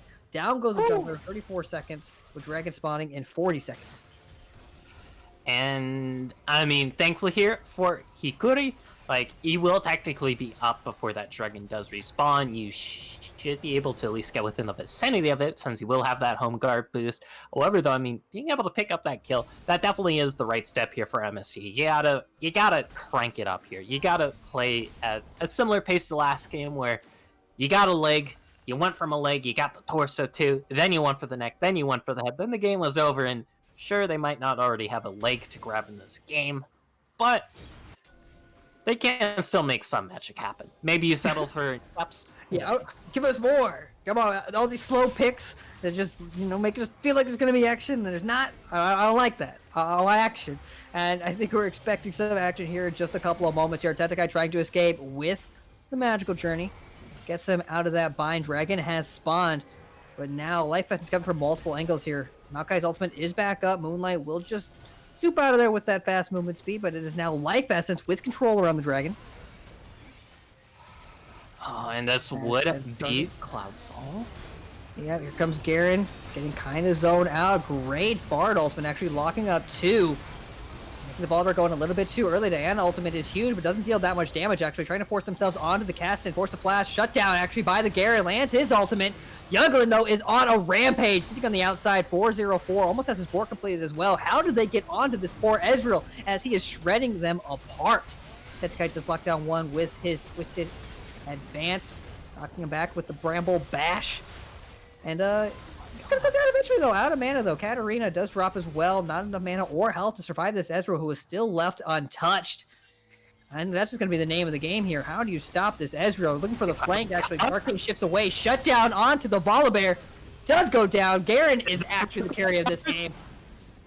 Oh. Never mind. I stand corrected. Everything is all big fine and dandy for Life Essence. Until Garen gets onto that backline. That's definitely not the finish I thought would happen. Actually, Ezreal was like popping off, he had all these kills, and Garen walked to the backline. But that fight lasted so long that the Kassadin actually respawned and almost gets completely bopped by the Garen. Trying to make it over the wall to get the dragon. Garen does secure it, putting off that soul point or the soul for at least 5 more minutes. What's that fight, Benny? Like, it's just too much to process. Like, it was well played by both teams. Don't get me wrong. It's just that was a viewer's delight here, if you're asking me, because you just got nonstop action for what feels like 3.5 solid minutes there. And props to MSU. They're able to win that fight there. Sure is very close. Sure is very bloody. It was 5-4 in the end, thanks to the cast and teleport. But you win the fight. You deny that Cloud Soul for now. And you get yourself a Cloud Dragon, That's always nice to have. I think that goes to show, like, they're at least close enough, and I mean, they're ahead in gold, actually, but at least close enough in items and everything like that, that they can sustain through the damage that is on that Ezreal, because that Ezreal has been funneled so much gold for their team. And so you're seeing the Senna heals, you're seeing the shields coming up from Karma, being able to keep them alive for so long. And unfortunately for Ezreal, like, honestly, I thought he was in a perfect spot. He arcade shifts away from the first damage threat, he's dealing damage. Who would have thought that Garen was still alive and could just basically one-shot him when he finally is able to get onto him if he doesn't have an escape tool? I don't think Youngling's going to make that mistake again and is going to just continue trying to kite out that Garen, not let him get close next time around. I hope so, at least. I don't know. That's kind of ridiculous how much damage that Garen dealt. I mean, this Garen is 5-2. Does have that triple item complete now.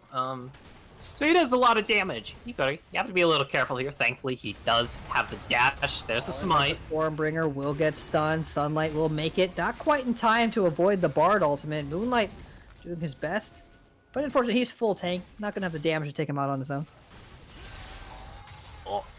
I mean, thankfully, though, Moonlight, sure, he uses the Volibear ultimate himself. Not going to have that Stormbringer for a little bit, but you do get out the Nature's Grasp from the Maokai. You do get out the Tempered Freight from Ashel. So we're talking about pure ultimate trades here. It is a 2-for-1 deal, and that's going to be a nice little bonus here for about the next minute, maybe minute and a half. Yep.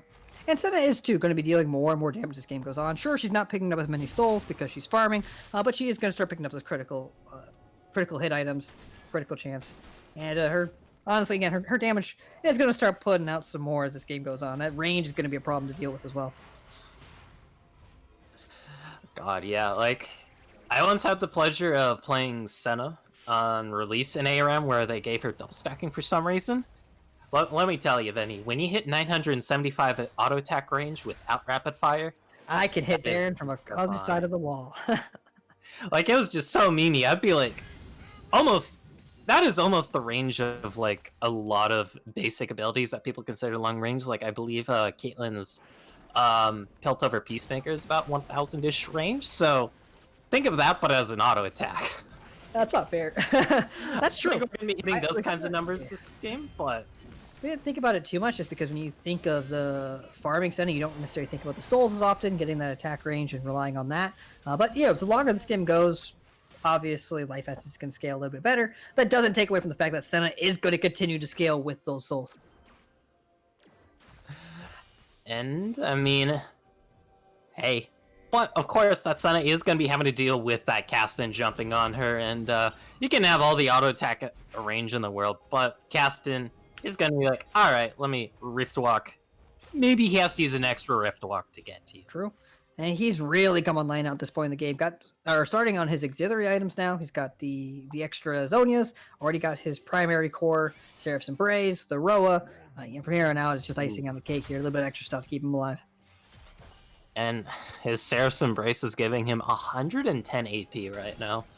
That is juicy. Like, that is nearly Rabadon's worth of AP just from that passive part. That's not even accounting the base 50 ability power that comes on that item. So this Caston, I mean, you've seen hitting like a truck. Now get ready for getting hit like a train, Benny. Honestly, in my mind, I think getting hit by a train or a truck is going to be the same result. I don't necessarily know if I notice much of a difference, personally. I think more people survive getting hit by trucks. I guess. Are you talking about like a semi-truck, or are you talking about just like a pickup truck? Like a little Jimmy truck, you know? I don't know.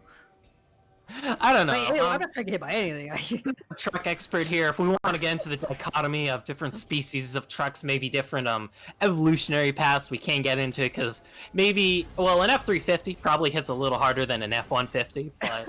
Oh yeah, ever so slightly. Here come more fights though, breaking out on the bot side of the map. And I think that's one thing about this game that does make it feel a little bit slower, especially compared to maybe a higher tier amateur or academy or pro play, is that sometimes some of these teams with less competitive experience, it takes a lot longer for them to set up fights around different objectives. Or to set fights, so they only have to fight around objectives. Here comes the fight though. Now zoning people down. Stormbringer will bring Moonlight very, very low. Double kill for the Caston though. He is definitely online, trying to show out. Sunlight is the carry, but he's now in a 1v4 situation here, trying to escape. Does get locked down by the Twisted Advance, forced to flash, but he's going to get followed up by the Bard Magical Journey. He's going to go down. Caston's doing work on the backside. And that pretty much sums up the scaling games. We've entered the 32-minute mark, and Life Essence wants to bounce back. 6-2-1 Caston. 32 minutes in the game. Level 17. Not much else you can ask for here. Yeah, we saw what happened there, because keep in mind, he just popped onto L9 in the sky there. He absolutely deleted them. Even through the shields, and the Dawning Shadow wasn't even able to be channeled there. They died so quickly, so... Call this Caston in the World Wide Web because he is online. Yeah. Yeah, and I think someone mentioned this in the Twitch show too. Your seashells, man, you know, I don't know how many people after last game thought, hey, I make sense. I'm gonna bet everything. I'm gonna bet everything on MSU right now. There's no way we lose this. Well, I think we're pretty wrong. I think we got a series in our hands. At this point in the game, looks like we're gonna go to a game number 3. Baron is about to drop.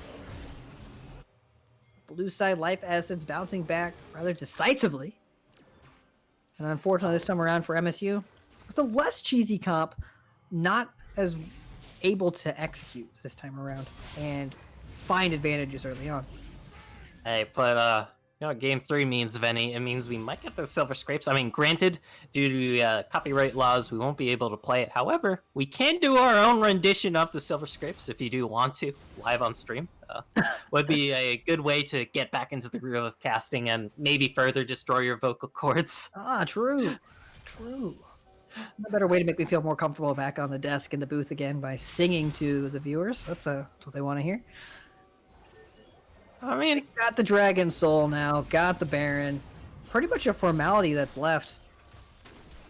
That's one thing though about comp side, they don't have a lot of engage tools. It just seems so much slower. He's got to wait around for your ultimates, wait around for objectives where you know they're going to be at.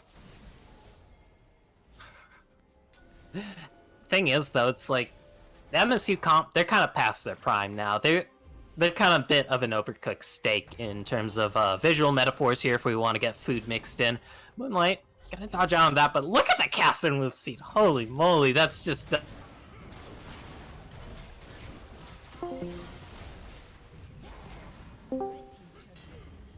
Just left the war room chat. Just producer things, I think he's back. Yeah, But thankfully.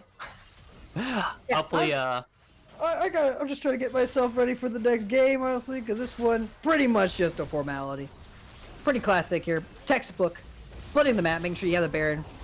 applying pressure to multiple angles, Caston doing Caston things. Here comes the Sen Elephant trying to keep people alive, but that tank Volibear just gets dropped. Caston gets a little bit greedy though, going onto the backline, and maybe that might be everything that MSU needs. But the Caston does finally go down. Unfortunately, though, so does their Garen. And you have multiple damage threats to respect. That Ezreal might not be Caston levels of dirty in terms of his burst, but he is still as fed as can be. Triple kill for the Graves. He's now on the board, actually, with the most kills in the game, tied with the Cassidon. And that is going to spell an end to game number 2. As you see this It was a surrender. It was over either way. I mean, there was those Baroned up minions in the base. You have double AD carry, so technically we're doing the speedrunner strat of using the FF option to save a minute off of world record time. Either way, though, we are going to this game number 3, and Benny, I'm a little excited for this. Yeah, it's me too. Player-wise, I think Life Essence did an excellent job bouncing back, showing us, we can stand toe to toe. They're not better players than us. Maybe it was a draft diff, maybe just execution diff. I don't know, but it made game number 3 even harder to predict. We saw 4 vastly different compositions across the board between these two teams and the series as a whole. Game number 3, what are we to expect? I don't really know. And I think that's the most exciting part, actually, is because, again, this is playoffs. This is do or die. Losing team goes home. Winner team gets to move forward for a chance to make it to the finals. And with that on the line, how could you not want a game 3, right? Especially just how action-packed these games have been, because we don't know what to expect, but we do at least know we can expect a lot of kills, a lot of action. No one's holding their punches this series, Vinny, and I love it. Exactly that. So thank you guys for tuning in. We're going to take a short break as we set the stage for game number 3. Don't click away from those browsers.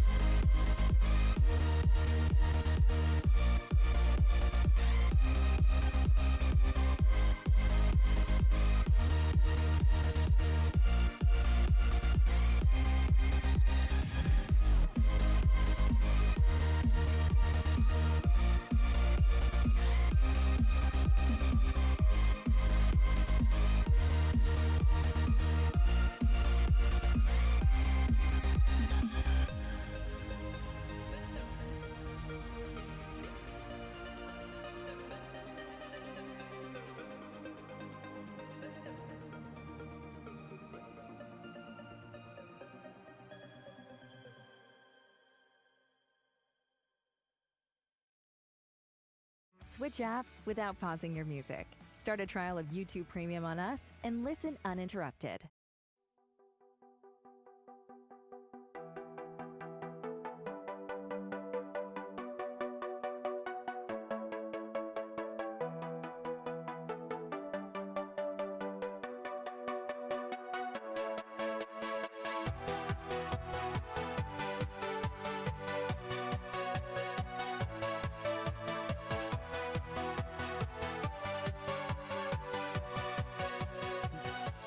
Welcome back, ladies and gentlemen, to the third and final game in the Upsurge Contenders League playoffs, week number 4. We are in the lower bracket right now with two teams, MSU and Life Essence, that are battling to the death in this final game here. Loser goes home, never to return, at least till next season, and winner moves on with a chance to go over to the finals. God, Benny, you made it sound like they just completely vanish out of the esports scene. Either way, though, I hope all our poggies, all our woggies in chat are ready for a electrifying game number 3 here, because we should be hopping in pretty soon here, hopefully. True. Big true. Poggies are woggies. So draft now has started. And to me, this is the most exciting part for me. What are we going to see? What kind of bands? What kind of differences we're going to see this time around? Makes sense. Not going to see the Karthus. They don't want what happened in game number 1. And for MSU, without those kind of crazy flex picks, without those crazy, even cheesier picks, I would argue, can they bounce back in this game and try to have a more aggressive start with a little bit more agency? They just seem to be on the back foot of almost every engage in game number 2, whereas game number 1, they're the ones dictating the fights. They're the ones dictating the rotations. They're the ones that always had priority and always had an edge. And going into that second game, it looks like they were just responding the entire game to what Life Essence was putting on the table. And honestly, like, new game, new you, that's definitely what came out in that second game. If you are Life Essence, they put a little bit of life in their essence, thankfully, when we thought they were kind of being to pull, when we thought they were kind of out. So I'm wondering if MSU is able to come back swinging, if they're able to bring some thunder themselves, because they definitely didn't go out into the night quietly last game. It just felt like they went out into the night one step behind the competition. Yeah, it was a very slow burn, right? They had the ticking time bomb with all those scaling champions, and they just let it blow up, you know? That's all that happened, really. And I like, again, they're going to go back with the Ezreal. They're going to go back with what worked. An AD carry that had a lot of ability. He carried pretty dang well. Great scaling. They had no issues in lane. He's pretty safe. So I like that Ezreal Volibear pick. Although we've seen Volibear picked every single game so far this series and also lost every single game. So curse? I mean, red side curse? Red side volley curse? Who knows? yeah, I mean, blue side has whatever game so far, so is it the side? Is it the Volibear? Who knows? But this Kai'Sa coming out here for MSU, I do like that, because I love Kai'Sas into Ezreal, since Ezreal, he can't always threaten you as hard on the Kai'Sa. Kai'Sa is able to at least kind of deal with the pressure early from the Ezreal. If you're able to dodge out those Mystic shots, that just comes down to player precision there. However, though, you are able to outscale the Ezreal, and you get free scaling when that Ezreal does back. He's only sitting on maybe a Sheen, maybe he's sitting on just a TRN Sheen, and he's stacking it up. Either way, though, that might just be comboed here at the Pantheon here in the bot lane for MSU, and that Pantheon that did work out so well for them in that game number 1. Mm-hmm. This time, Pantheon again locked in, probably gonna be a support. Pairs very well with the Kai'Sa with the ultimate combination. But this time around into a Karma, which I would argue is a much better pick into the likes of a Pantheon lane, rather than the Nautilus Ashe they had previously. They got AD carry with mobility. They have escape tools. They got shields. So Karma, pretty decent pick actually into this Pantheon this game. And Life Essence, they're actually banning away the Garen this time around, which kind of interests me, because it seems like both games that Garen was in, they did kind of have answers to it. They knew, hey, let's just camp him, let's continuously gank him, and we can put him behind. But maybe it is just a case of, let's take Sunlight off of comfort, and nope, I'm always a player that does value the comfort picks here, Benny. Yeah, like, comfort picks go such a long way. Same thing, casting here. Let's just get away from another one of those win conditions. Kale, interesting ban. Don't know if necessarily they're targeting the Kale because it's a comfort pick for the top side, or is it just a counter pick? Are they opting to try to go for something, you know, tanky that's quick to scale? Maybe they're going to go for an Ornn, and they don't want a Kale to just get like a free lane on the top side just to get those stacks, come online, all that kind of deal. So Still, though, I'm curious to see how this draft does finish out here, because we did have the double mid lane ban, we did have the double top lane ban. That's actually going to be the rise here, so if they want to flex a top here as a life essence, they technically can. There is a little bit of mix-up potential here, still in this life essence draft. All you know is that Ezreal's going bottom. He could go mid. Jungle Ezreal used to be a thing. I wouldn't make assumptions. Go for you don't know until you know. But you're probably correct. Going back with the Diana pick. I think for the most part, the biggest issue I saw with the Diana pick the last game is she just had no pressure, right? No presence, unable to get the ball rolling on the top side. Wasn't able to pick up any kills, any significant gold lead, and just kind of was a non-factor in the previous game. I'm hoping this time around that is not going to be the case, and we're able to see Diana really put some pressure on the game again. And, I mean, there definitely was a little bit of potential last game for the Diana. It's just when you are top lane into that Maokai who can stomach your harass very easily, doesn't mind you, like, getting up in his face, because, I mean, if you dive right into that Maokai, he's able to use that Q on you, just do the tree punch on you, knock you away, and then, of course, root you up. But... Tree punch? I mean, it's a tree punch. He smacks the ground with his tree branch, and I would call that a tree branch by all standard definitions, Benny. I mean, if you happen to be an arborealist or whatever tree scientist is called, feel free to correct me, but... No, you're right. Tree punch is right. Wukong being locked in. The Kung Fu Panda combination going to stay on the same team this time around. Volibear, Wukong, Rise. Still up in the air about who's going where. I mean, obviously the Rise is going to go jungle, but very likely we're going to have to decide between Rise and Wukong going bot or not bot, I should say, top or mid. And same thing for MSU. Set, Pantheon. Which one are they going to send bot lane to the support position? Well, place your bets, everybody. Is it the set bot lane or is it the Pantheon bot lane in that support role? I mean, I heard that bets are open on Streamlabs. However, it happens to only be for this series and not who's going bot lane here. So, looks like we're getting a little backstabbed by Streamlabs. I thought the bot could read our minds, but I guess AI hasn't advanced quite far yet. Yeah, not quite yet. I'm trying to prepare myself here because this time around for both these drafts, again, most of this entire comp here, we're going to expect more team fights. They should be a lot cleaner. There's a lot of engaged tools, a lot of tools to commit to these fights, and I'm expecting a lot of action. I want this to be a game similar to game one, maybe not as lopsided, but with the high intensity, the high tempo, and less waiting for these objectives to spawn. That's one thing about League of Legends that always slows me down a little bit, makes it really hard to keep up with, is when teams can't seem to force their own fights around different events, and they have to wait for events to come naturally. Like they have to wait for the dragons to spawn, have to wait for barons to spawn, and that's the only time teams feel comfortable to engage. And so I'm hoping with all these engaged tools on both sides, they're going to be more comfortable forcing fights whenever they want. So I don't know. I'm looking forward to it. Looks like we are going to see the Pantheon in the support position back on Argentum Sky with Set taking up the top lane with Sunlight. We'll know more as we jump into the game, but before we do, we have to take a short break, and of course we have to thank one of our lovely sponsors, United Esports Association, previously known as Midwest Esports. United Esports Association is a Kansas-based company that oversees multiple products that specialize and operate as a dynamic pipeline within the esports industry, providing shared experiences that directly serve collegiate, youth, hobbyists, and amateur video game players at every stage, starting as a small student group at Wichita State University. Since then, UEA has grown to be a veteran organizer to tournaments and events throughout the US. They host tournaments for games like League of Legends, Rocket League, as well as Overwatch. So for more information, check them all out at uea.gg. Thank you guys for tuning in. Don't click away from those browsers. We'll be back with more Poggy Woggies as we jump into the third and final match in just a little bit.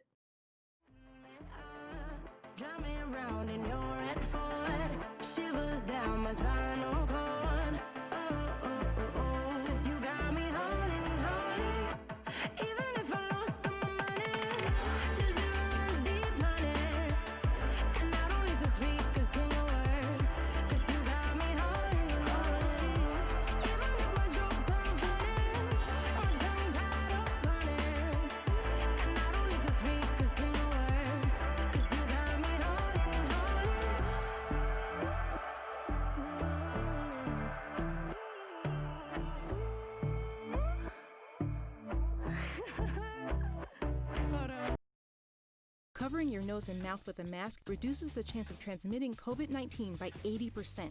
Gear up.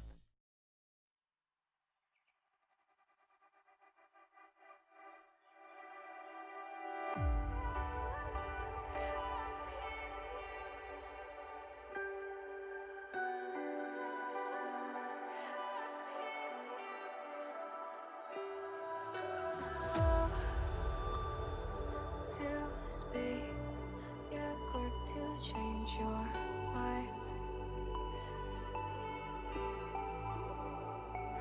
And I know it's me that followed you in blind.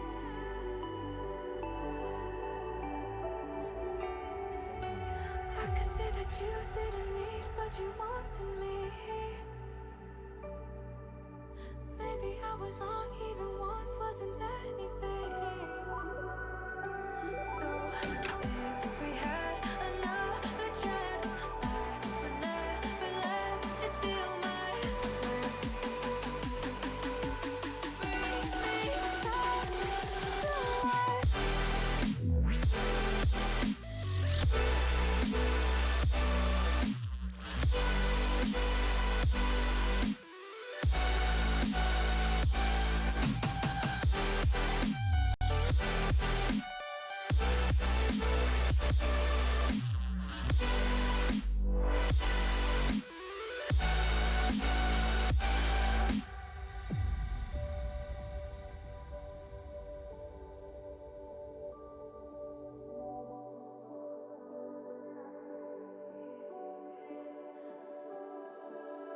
Don't dig deep.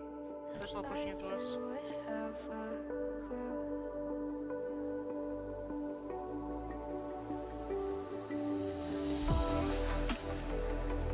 All I see is how I was a fool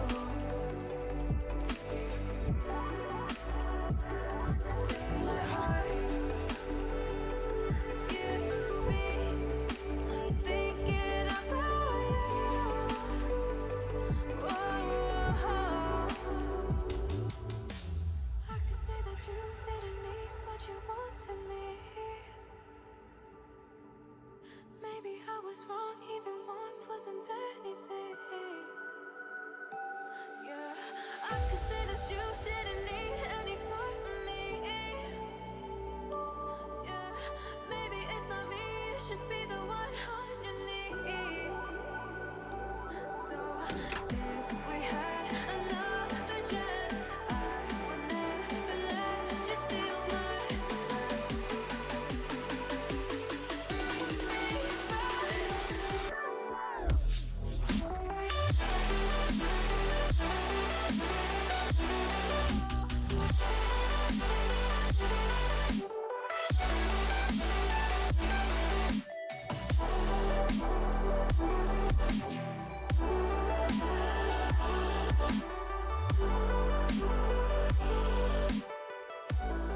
Welcome back, ladies and gentlemen, to the UCL. This is the Upsurge Contenders League Playoffs Edition. We're in the 4th week in the do or die phase of the lower bracket between MSU and Life Essence. Leave it our viewers on a little bit of a hair there, Vinny. We got to save the hype here, okay? Because I am very excited for this game 3. Because honestly, game number 2, I was like, you know what? Game number 1 was such a stomp. It's not going to be much of a game. But Life Essence turned it around. They showed us they got what it takes. They got some in the tank to come out on top and really put on that slow burn, make MSU sweat a little bit as they slowly squeeze the life out of them, going and closing out that game number 2. This game here, I'm like a draft on both sides. And I just wanted to give a quick shout out to our friends at Risen and our friends at IMXT Esports. Thank you for the raids here. We do appreciate it here, raiding us here on this beautiful round 4 of Losers Bracket here. And you guys are tuning in for quite a games, because if you guys missed the game number 1 and game number 2, well, let me tell you, there was a lot of action. Yeah, and I expect the same things here. We are talking a little bit about the draft before. Tentakai is going to take the Wukong in the top lane into the sets, Rise in the mid lane with the Diana, and big people to look out for. I really want to watch the spot lane again for the side of L9 and Argentum Sky. They got the Pantheon again on the bot side, just like they had in game number 1. I want to see them be just as aggressive as they were in the first game, even though I think it's a little bit harder of a matchup. Again, they have a mobile AD carry. Karma does have a little bit more support. They're going to burn him real hard right here. Force the flash and the ignite. Going to burn Guardian. Does get popped. Going to keep Ashel alive. But just like that, shield vaults on cooldown. That was game number 1, is what it felt like. Wall of Pain, shield vaults all day long. This time around, not quite enough damage to pop them. But that's a decent chunk. That is one thing, though. I mean, it is a level 1 Kaisa. It is a level 1 Pantheon here. Sure, the shield vault is nice. You're able to proc the press the attack. But Kaisa, it does take a little bit of time for her to do some damage here, because you want to get those evolves. She's very item dependent as an AD carry. So just missing out a little. Either way, you do get the flash out of Ashel. Sure, it does cost you a flash in L9. It does cost you a flash on Sky here. However, though, if it does result in you in establishing dominance in this lane, establishing tempo in this lane, and it just lets you carry a natural lead through CS, tower plays, maybe you're not able to get those kills, but if a Kaiser comes out of lane with a lead, that is always a W. Akuri, though... That level 1 Acathian Rain just kind of seems to tickle. Doesn't really seem like much of an ability. Actually, though, going on the spot side, trying to find that Volibear. Forced to escape. Pillar does get popped. Youngling is going to get shielded. Likely just walk out of that one. I don't expect a dive of that kind of caliber coming out in the first 3 minutes of the game. I don't know. Oh, there's always potential here. There are flashes up to drop that turret aggro. No Elises in this game, though, so you won't exactly have that repel. And who knows? There's always a little bit of room for wonder and mystery, Venny, and I am one who happens to believe in I like magic being real. I'll let your memes be dreams, ladies and gentlemen. You want to go for a 3-minute dive against basically full health opponents? You be my guest. I'm not here to stop you. My job here is just to talk about what's going on in the game. Pretend Vinny is Shia LaBeouf. He's pumping you guys up. Like, have unrealistic expectations and shoot for the moon. And even if you miss, you'll probably just float through space indefinitely. Moonlight. Oh, not the pillar. Try to find the engage onto 5-up Jelly, forcing the flash. Here comes the return gank coming out from the Volibear. Come charging in, does land the Thundering Smash. Gonna find a stun, forcing the flash from Moonlight. Katarina trying to escape. Does have his flash still up. Oh, flashes just in time. Kirili does take a turret shot for his troubles, but no kill going to either side. No kill, but a lot is definitely blown there. You got both mid laners using their flash. You got both junglers using their flash, so a flashy play, to say the least, in the literal term. Maybe not as much in the mechanical or kill results term, but hey, flashy play nonetheless. That guy looking for this play. He does have Hikuri on the side here, but you have to remember, this is a set. Oh, there goes the face breaker. Not on Garen duty this time around. Will avoid. Does he get this? He unfortunately. Oh no! Argentum Sky misplays in the mid lane. He goes down. Top lane still very, very low. That's the first blood going over to the side of Life Essence. We saw so much roaming coming out from Argentum Sky in the first 2 games. This time unsuccessful. Giving over that first blood to the mid laner. And no dice on the top side. Oh god, and he didn't use Ignite, or it wasn't up for that play. Either way, you're giving over first blood to the Ryze, and Ryze just scales like an absolute monster. Yeah. Giving him this early kill, it's only going to mean he comes online earlier. It means he comes back to lane with this tier, with an extra Sapphire Crystal, and a little bit of a yikes. Yeah, I hate to see it. I want to go back actually and see what did Diana put a question mark ping up, because that's what I would have expected. Why is my support over here giving first blood to my opponent? Now, all jokes aside, though, Argentum Sky, I still like to see that. I think that's been the number 1 thing that we saw in both games, even last game when he wasn't as effective with it. But just the roams, just the consistent roams, trying to apply pressure when they buy room on that bot side. Whether it's successful or it fails, that's still a good trait to have in your support. Let's see if he can balance back, though. And especially since they're not able to find a lot of kills on that bot side. Not quite as able to secure those early kills against that Ezreal and that Karma. Oh god, yeah. Face breaker into Haymaker. I love that combo. You just gotta say double maker. It's like, yeah. Into Showstopper. Sadly, it's not Showmaker. Yeah, I sometimes say that all the time, and I feel really bad about it. But I think you can say that. It's close enough. So that's I used to think his ultimate was the face breaker. It's like, I mean, yeah, he grabs you. There's the pillar, though. Outside, here comes Shield Vault, does lock down Ashel, no flash, and Ignite ticking. Here goes the Chomp. Moonlight picks up one. Younglin just doing his best to kite back. He knows what's up. This is not game number one. He learned his lesson. He's going to sit back and just try to scale. Don't give them free gold. Let's try and not give him free gold here, because I don't think you want to give free gold to any composition in League of Legends. I feel like I'm just reading up like a dictionary here, like giving gold to opponents. Giving gold opponent bad. Yeah. That's what we call the caveman analysis here of any like gold opponents bad, gold me good. It's like, all right, cool. Do you have anything else for me, caveman? It's like say 15% or more on tier stacks, I guess. Very true. Oh, well, cheeky, I'm not going to 5 up, just trying to delay that recall for just a couple of seconds. No dragon picked up this time around. Maybe a good time to start it, actually, seeing that Trundle was trying to recall. Ooh, and having an early Earth Dragon, that is always nice to have. I mean, sure, your composition outside of Hukuri and I guess Tentakai to an extent might not benefit as much from it as you like, but as an AD carry main, I love having even a singular Earth Dragon, like... Resistances are good. I mean, at the end of the day, Roy, we can argue all day long about what drakes are best, but free stats are free stats. I'm never going to turn them down. Free Here rep comes ups, the though. Trundle did make it back, is back with some health, but not level 6 compared to the Volibear. Has to do the pillar, try to escape, gets smited, and Astral picks up another one. Life Essence doing a great job starting out strong in this game number 3. They're basically pretending game number 1 didn't happen. Very strong mental coming out. Mental fortitude of iron. Not the rank, I mean the IRL alloy. Is iron an alloy? I think it's an alloy. Either way though, hard as steel when it comes to the mental fortitude here, and you'd love to see it out of teams, Fenny. Like, that's what makes or breaks a team here in these long-gated series. If you're able to take blows and then come back swinging the next game, hey. Yeah.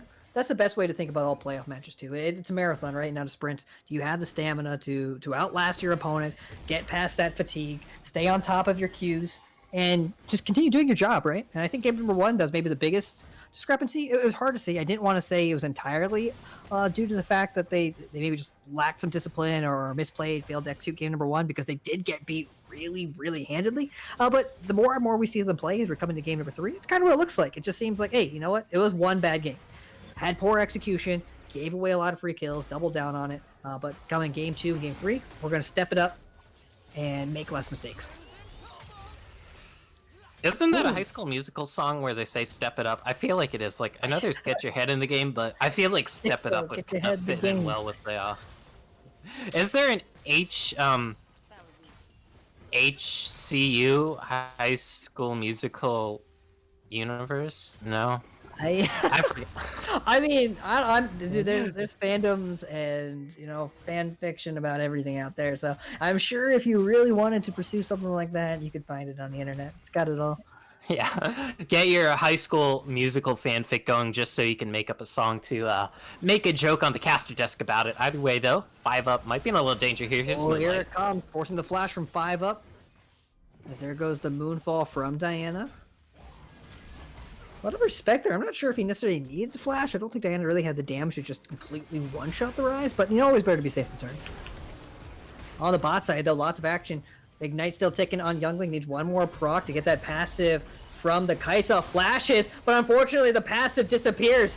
Kaisa does go down. Youngling gets a fat shield, and here comes some support from the top laners. All coming in from Wukong. Knocks up Sunlight. Sunlight does take out the AD carry, but the Wukong is still dealing a dumpster load of damage here. Now stuck in a 1v1. They take out the remaining members of the blue side. So far, it's just a 2 for 3. Tentakai forced back out. And still, Life Essence walks away with a positive trade there. Up 1 kill. Over that event. This is just kind of reminding me of last game, Venny, where Life Essence, they go for trades, they just come out a little on top. They go for trades, they come out a little on top. Rinse and repeat. Next thing you know, you have an lead, you have a dub on your hands, and maybe this is another. There's a great Skyfall. Pantheon, though, drops real low.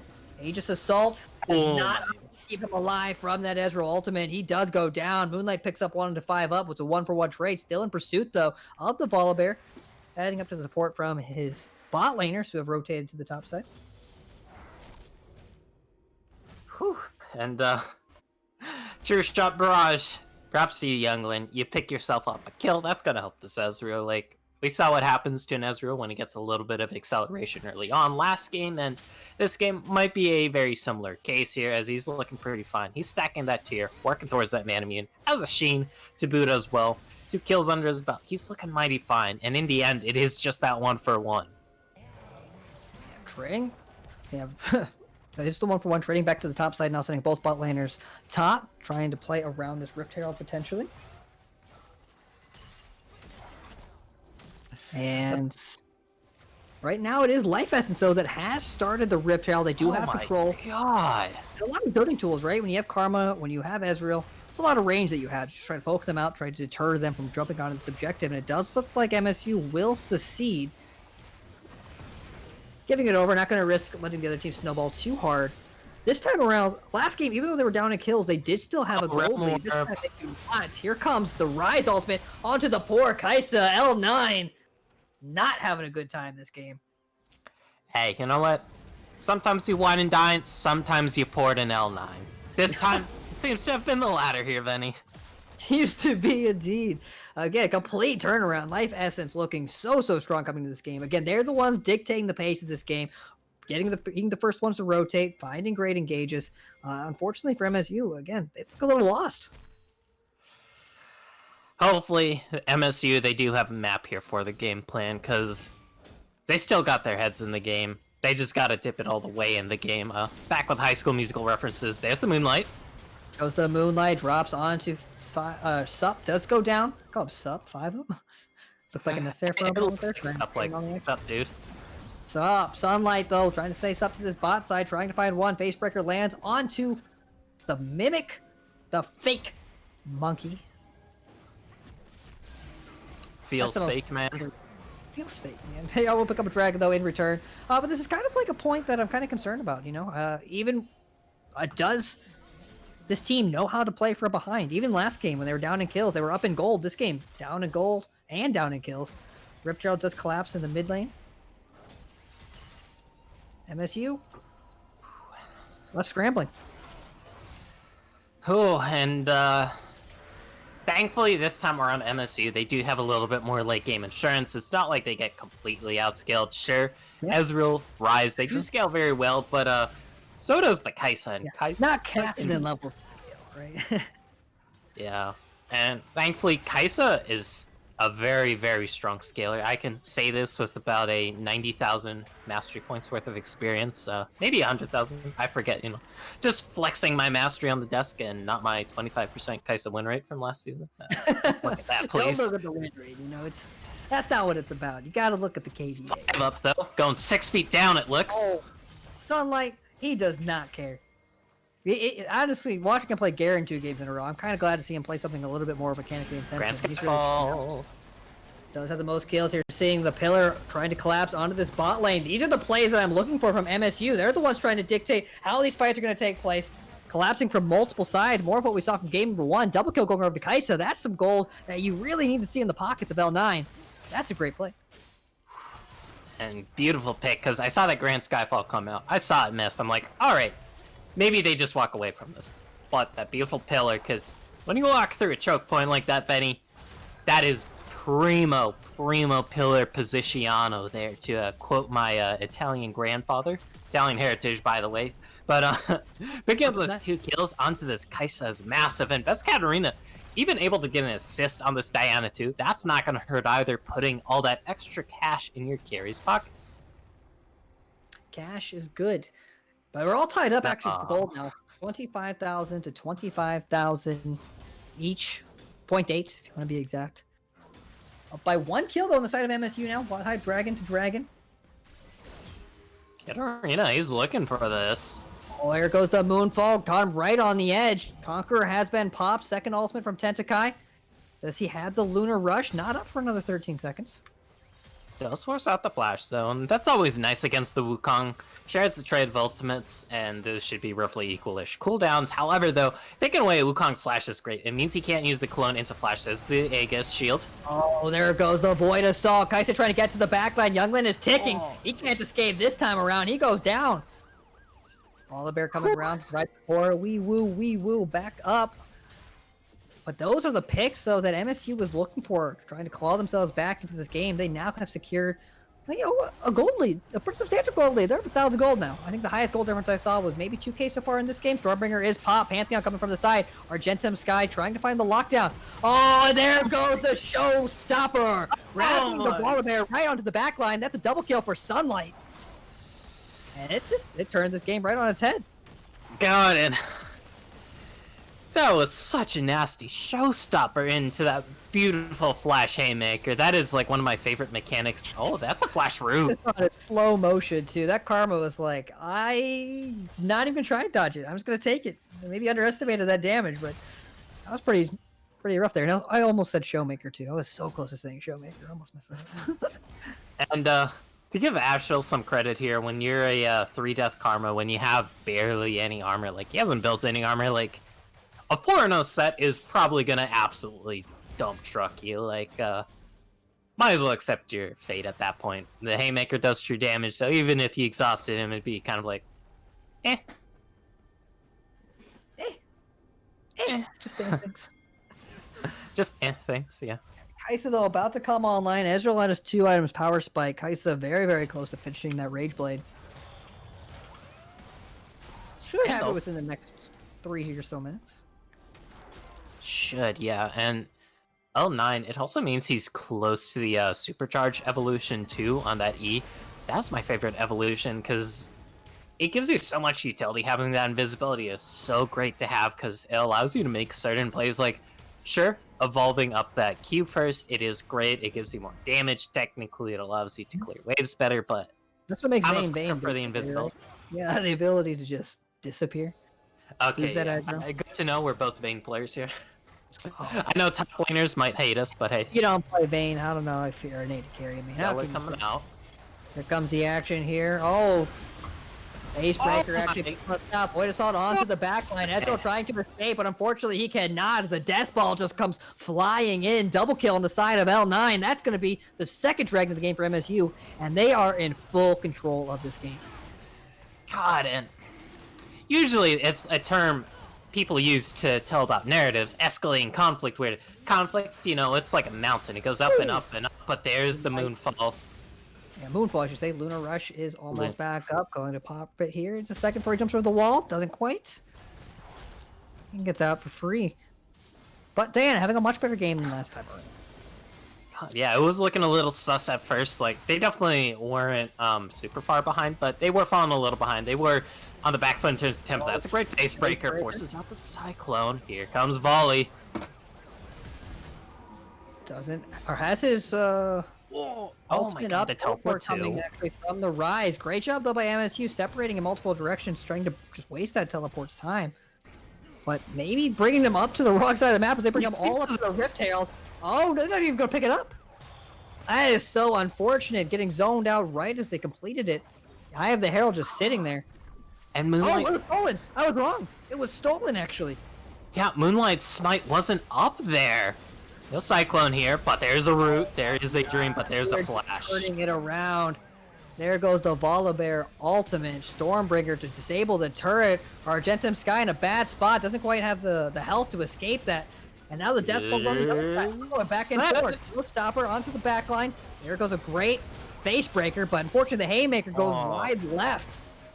We just did a great job congratulating side of MSU for an excellent team fight, the Death Ball there, but now we're just going in 1 by 1, but oh! It's Diana's time to shine! Katarina gets on the back line, Moonfall comes down, takes down the Ezreal. Tentakai's going to drop as well. Here comes L9, finally made it back to the fight. Use the Void Assault, using heal to get onto the back line. Not going to have movement speed though to catch up to Ashel. Oh my god, and that is a lot to digest here, Venny. Meal.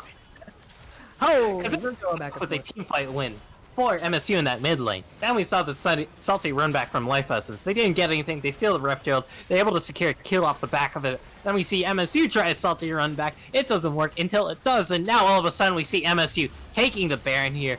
21 minutes in. Man, they are in the driver's seat. Yeah, for sure. And it's one of the reasons why I kind of like the Death Ball comp, especially in the Ezreals, is because, you know, Ezreal's Mystic Shots can only hit one person at a time. So even if you're not very fed, you're throwing the Diana, throwing the Trundle, throwing the Set, you just throw them all at Ezreal. Ezreal can only hit one of them at a time, right? And so when they're able to group up like that, it's really great. This time, though, wasn't necessarily the grouping factor, just the flanks. Able to come in after cooldowns are burned, Diana with the flank, L9 be able to come back with his ultimate, turning that around. And I think you take that trade. I'll take some deaths and I'll lose one Rift Herald, but I'll pick up the Baron and return those kills. Right now, a significant gold lead on the side of MSU. It went from 1,000 gold all the way up to about 7,000 gold coming into the 20-minute mark. And if there's one person here who knows a substantial gold lead, I think it'd be you, Venny, because you had a self-titled autobiography, I believe, called The Virgin of Venice, if I'm not mistaken. I was trying to think, I was like, what are you talking about? Oh, I had that one prepped all night. I see. I was waiting to use it. Gotta respect the casters with the prep work, you know. Like, people gotta know. Sometimes that on-air talent, they spend a lot of time prepping their throws. Gotta prep your puns for the cast. The puns, yeah. Team research? No. Pun research, though. Pun All research. right, let's get it. Gotta set him up. Here comes the fight though. Sunlight in a bad spot. Gonna burn the Haymaker to survive with a sliver of health. Great flash. But unfortunately, Ezreal is not taken down.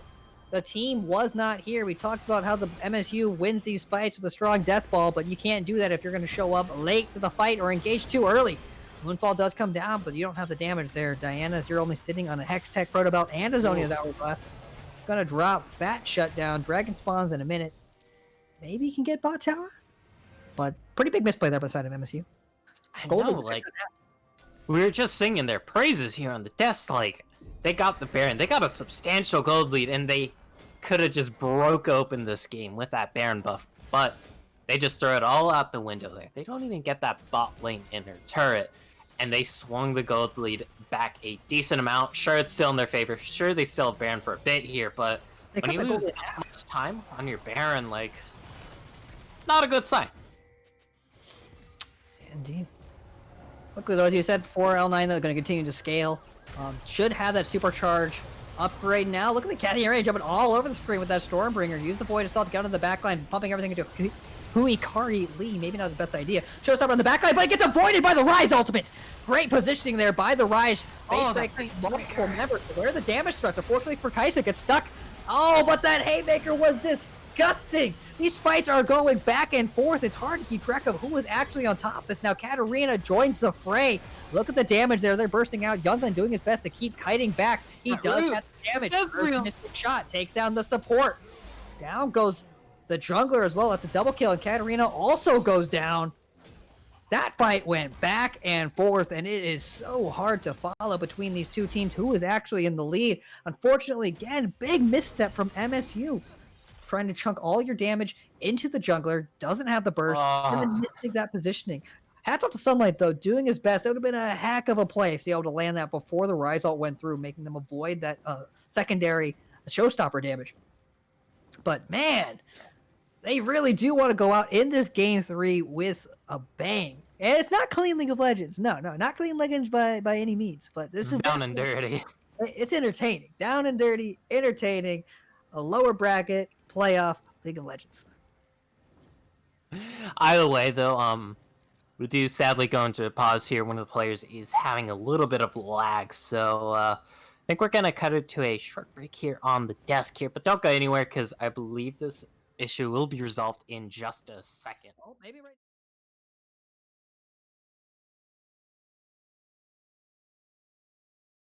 Thing is, though, Venny, we've seen a mini game here. I know you don't typically see chat since you're a producer, and producers usually turn that off. However, though, there are a lot of times where we see ours in the chat, and you just kind of have to wait it out just a little bit longer. You're like, all right, any day now. Any day now. Thankfully, this time, it isn't that. We see the Infernal Dragon gonna be going over to Life Essence after they take that fatty dub in a team fight, and what was a 6k gold lead, bordering on maybe a 7k gold lead just a few minutes ago, with that Baron buff, a wide open game. It's now at 600 gold differential. Oh man, it was like a 7k gold diff. Now it's literally less than 1,000. I don't have to go back, man. I wish UCL had replay functionality because I want to go back and see how close that set ultimate was to just womboing that entire team. I don't think he grabbed necessarily the largest target, so it wasn't going to deal like Volibear levels of damage when you grab him and pummel him into the team. But still, like that's a ton of AoE damage that would have been right over top. At the same time, though, Ezreal, I'm pretty sure he was untouched in most of that fight. And that has to start being the target that they're focusing here. He's now 8, 5, and 6. Does have the resistance items now completed. Got the Death Dance online. He's going to be real hard to deal with. And especially when you have this comp here, Sunlight, he has to get on top of this Ezreal when he uses the Showstopper. Best Katarina, he has to get on top of the Ezreal when he uses that Lunar Dash into the Moonlight there. It's just like, Moonfall. Not to be confused with Sunlight in the top lane. His brother, I believe, is Moonlight. Don't quote me on that, though. I'm not an Ancestry.com Are they related? expert. Maybe. I mean, Maybe I it's don't know. like a The Sun and Moon have been buddies historically. It could be like depends a on couple the things, region's if lore. people There's put a the names teleport. together, his and hers. Set now caught out, loading up that grit, gonna use the Showstopper, try to escape. There goes the Haymaker, but it's not enough damage. He's gonna go down, gets rooted, and that isolated death might cause trouble here as the Baron does spawn in 46 seconds. Does that teleport up?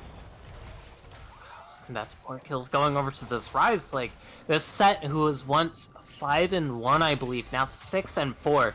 I mean, I get it, you are front line, you're first man in on this squad, and you're likely going to be dying in these fights, but getting caught out in a side lane like that when you have this sort of leader, maybe not even anymore as I take a quick look at the gold. Yeah, these top laners more or less even. Sure, it's about a 1k gold differential between them, but that's not too huge at this point of the game, especially when you're talking about when everyone's on 2 or 3 items.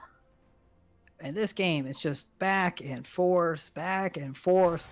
Life Essence coming out strong if you were just tuned in. They got beat rather handily game number 1. Took game number 2 themselves rather handily. And in this game, it's just been basically the first 2 games summed up into one game. Life Essence lead, MSU turns it around with 2 great team fights, and then throws it back over. And now we're back to basically a dead even game. Pantheon gets taken out. Aegis Assault trying to buy him some time. Go to flash away. Volibear just being a big beefy boy up front. Thankfully, that is one of the pros of Volibear. You are a certified thick boy. I will give him that seal of approval. He can join the thick boy club up in Montgomery, Ohio, I believe is the location. Sometimes it changes. It depends on the time of year, the phase of the moon. Either way, though, a lot of action setting up for this Baron. Yeah, Kai'Sa now, though, is fully upgraded, has all 3 of her abilities. Unfortunately, now the Toronto being caught out. Let's get rooted. Follow up. Thundering Smash, putting him in place, forcing the pillar to get burned. Younglin just doing his thing. Whew. And, honestly, I feel like this Baron might just decide the game. I know the last one, it should have, and it didn't, and I feel like there is a lot of potential for a cast a curse here with how decently back and forth this game has been. However, though, I mean, when you're this early in the game, everybody does a lot of damage. Everybody soaks a lot of damage, well, if they're building tanky at least. So, honestly, this might just be the go time here for these team comps, Fenny. This might just be the time where you pull the trigger, say, all right, let's grab a lead in this game. Let's not let it go and just run away with it. Roll the dice. True. Neither team is at Soul Point, so it's going to at least be another 10 minutes before we see Soul on the table, much less Elder Dragon. Baron is the next objective here that's going to start opening up the base. They will get sighted on that Ezreal. Realm Warp. They're not stopping. Zona technique. They're not afraid. Maybe they should be here, though. They take a fair amount of damage. Showstopper off the backline. Not much damage you'd like to see. Here comes the Grand Skyfall. Oh my god. Kai'Sa's the backline. Look at the invisibility. Does get knocked up by the Wukong, but is it enough? As L9 does flash over the wall, and that is exactly the fight that MSU is looking for every single time. Gets them brought up, finds the engage, gets the Kai'Sa in the backline, and they clean that fight up without losing one. Baron going over to the side of MSU. Well, not quite yet, but it should be in the near future here, my beloved Venny on the desk, and what a fight that was, and these are the fights that MSU have been winning this game so far. Like, you land that beautiful showstopper, you get that huge wombo combo team fight where L9, he's able to jump into that backline, finish off people with that Kai'Sa Q, and boy, oh boy, does it work out here. They've now reclaimed most of their former gold lead that they did lose after the former Baron, and what I'm looking for this time is no MLB pitcher shenanigans here. Just buckle up, know you have the lead, know you have the tempo advantage, go as a team, work together, break a base, and look to just end the game here, because you have to remember, Venny, we've said it all cast long, and I'll say it again here, but whichever one of these teams loses, I mean, they're out of this tournament. They're done. They're done. And, like, You're dead. Going home. Do or die. hop in the coffin. Shame to your family. That's Probably true. not. It's probably not that serious. I mean, if you make it this far in the bracket, like, I think your family would be proud, like, oh, son, that's really good of you. You do good at video game. It's like, yes, mother, I made it into round 4 of the losers like playoffs. Mario there. I don't know. Oh, Mamma Mia. That's Mario. You on Mario. It's like, Oh what man. if your mom was actually Mario, though? It's like, you just wake up one day and it's like, Mom, is that you? And your mom's just like, woohoo! Woohoo! Yeah. With Baron though being taken, I gotta see here. What is MSU going to use with this objective? Likely they're at Soul Point. I really was hoping they tried to leverage this to try to crack open the base. That would give them a lot more room to secure vision, try to find picks before the next dragon spawns. It will be Soul Point, but it does look like we're back into that ever so lovely, favorable, neutral game here where teams just kind of handshake. We're going to bounce waves back and forth for 5 minutes, clear vision, and we'll duke it out in, 3 minutes from now? Yeah. Maybe. I mean, this is Soul Point for the side of MSU. They have Double Infernal now, which they gotta be enjoying when you have a set that's building quite a bit of AD, when you have a Diana who is more or less full IP, and when you, of course, have that Kaisa, and even the Pantheon support, they're all appreciating it. Just a little extra boost in damage. No one ever argued against that, and especially people who build damage. Oh, Trundle. Maybe a little aggressive here. Last cutting over the wall, but that Volibear gets How shot volley? forward. God, that is just so much damage onto this full tank Volibear here, working towards that second item here, but God, even with his current bulkiness, that is not enough to stand up to a couple of Prey Seekers from this Kaisa and a little bit of walloping coming out of Moonlight on this Trundle. Yeah, Baron about to wear out. We said just gonna wait. I pretty much can guarantee we're not gonna see any more action till at least a minute 30, where a minute before the dragon spawns, where teams will start competing over vision. And that's kind of the nature of things. It's not really the end of the world. It's something though that I do point out a lot when watching amateur play. It's definitely teams that have the experience forcing events on different sides of the map, forcing their own events rather than playing around objective timers.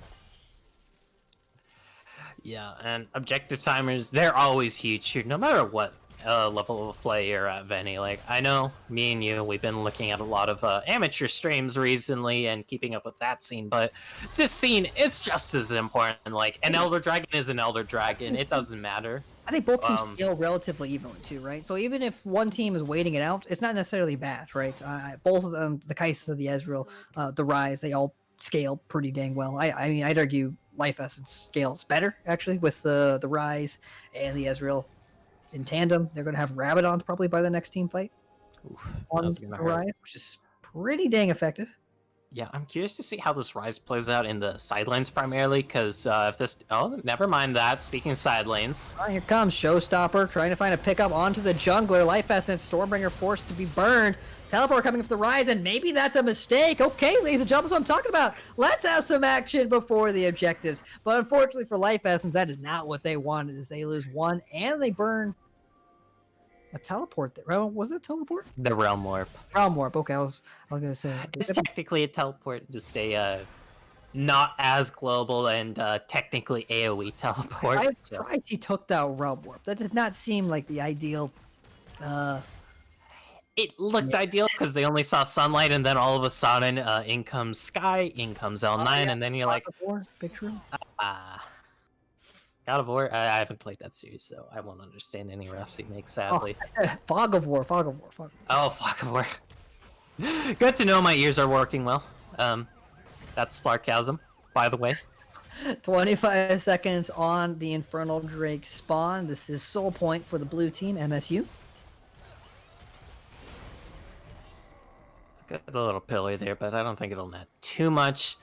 And these teams, there should be a good bloodbath around this up-and-coming Infernal Dragon, and might even get to see a bloodbath afterwards at the Baron. There's the Wii U, but I don't think we're going to see that trigger pulled quite yet here from Hikura. He is 3 levels down on L9. Yeah, they're just going to go and opt for the mid lane priority, but way too late for the Dragon. They're not going to get anything with that tower. Baron's about to be up, but now with Soul as well. Here comes the fight. Wukong ultimate trying to knock everyone up. Moonlight takes a fair amount of damage. Here comes the Grand Skyfall coming onto the backline. Kaisa does still have the voice out, looking for an opening onto the backline. There she goes, gets onto the Ezreal, forcing the flash. Oh my. Moonfall comes down, Sunlight takes out Ashel, and this fight is pretty much done. As we're seeing Youngling zoned out of the fight with 1 HP. Flash from the Kaisa takes him out. They're going to walk it in. No need to go for the Baron, as they have a clean ace without losing any of their members coming into this third and final game. Mr. Clean, take some goddamn notes here, because this is how you be clean. Like, the Infernal Soldier's doing so much damage. I thought at the start of that fight, they saw the Cyclone come out, they would have just disengaged, like, alright, we got this ultimate, we got the soul for free, let's just pull back, wait for this Baron, but no. That does not fit with the pace of this game here, Venny, as this is going to be 2-1 in the favor of MSU. They bring it back here in this game number 3. Game number 1 was definitely a stomp. Game number 2, it was a slow burn. Game number 3, while that fight was clean, that was quite possibly the opposite of a clean game for both teams there. But at the end of the day, MSU comes out on top. They come through that adversity, and they were able to power through and come out with some pretty good team fights at the end of that game there. Questionable decisions in some of the mid-game plays, but at the end of the day, they walk away with the dub, and they continue on this bracket. Unfortunately for Life Essence, they are now eliminated from the Upsurge Contenders League. They will have their opportunity to come back maybe next season, try to compete for that title. But for now, we can expect great things from the side of MSU. They get to live another week. Yeah, and that is going to put them up to the lower finals here, I believe. Nope, never mind. It is going to push them up to the lower semifinals here, just one below that finals place. And then if they do manage to win the finals, they will, of course, go to the grand finals to face whoever happens to be the winner of that. Yeah, and yeah, I like it. But both teams have the ability to team fight. Macro play is pretty good actually from both these teams, even though they got questionable decision making on choosing when to take some of these fights. It was an exciting game of League of Legends. I really enjoyed that series, especially it going to game 3. I hope all the players enjoyed it as well. I hope all the viewers had a great experience watching some pretty hype League of Legends. So it was a pretty good night, if I do say so myself. I have to agree with Annie. Like, I know this is your first time casting in 2 months, but hey, you know what? This is a great comeback cast. Like, I wouldn't have asked to do it with anyone else. Go Farino. Kono Farino, I should say. It was a great time. Again, thank you to our producer as well. We cannot do it without the producers out there. Tip your mans, Nightclaw, great job. Thank you, Upsurge, as well, for putting on this amazing tournament, and it was a great night to close out on. Congratulations to both teams. Congratulations to MSU for moving on. But with that, we're going to close this stream out. Thank you guys for tuning in. We'll see you guys tomorrow with the Upsurge Minor League. So be sure to tune back in tomorrow night. See you guys next time.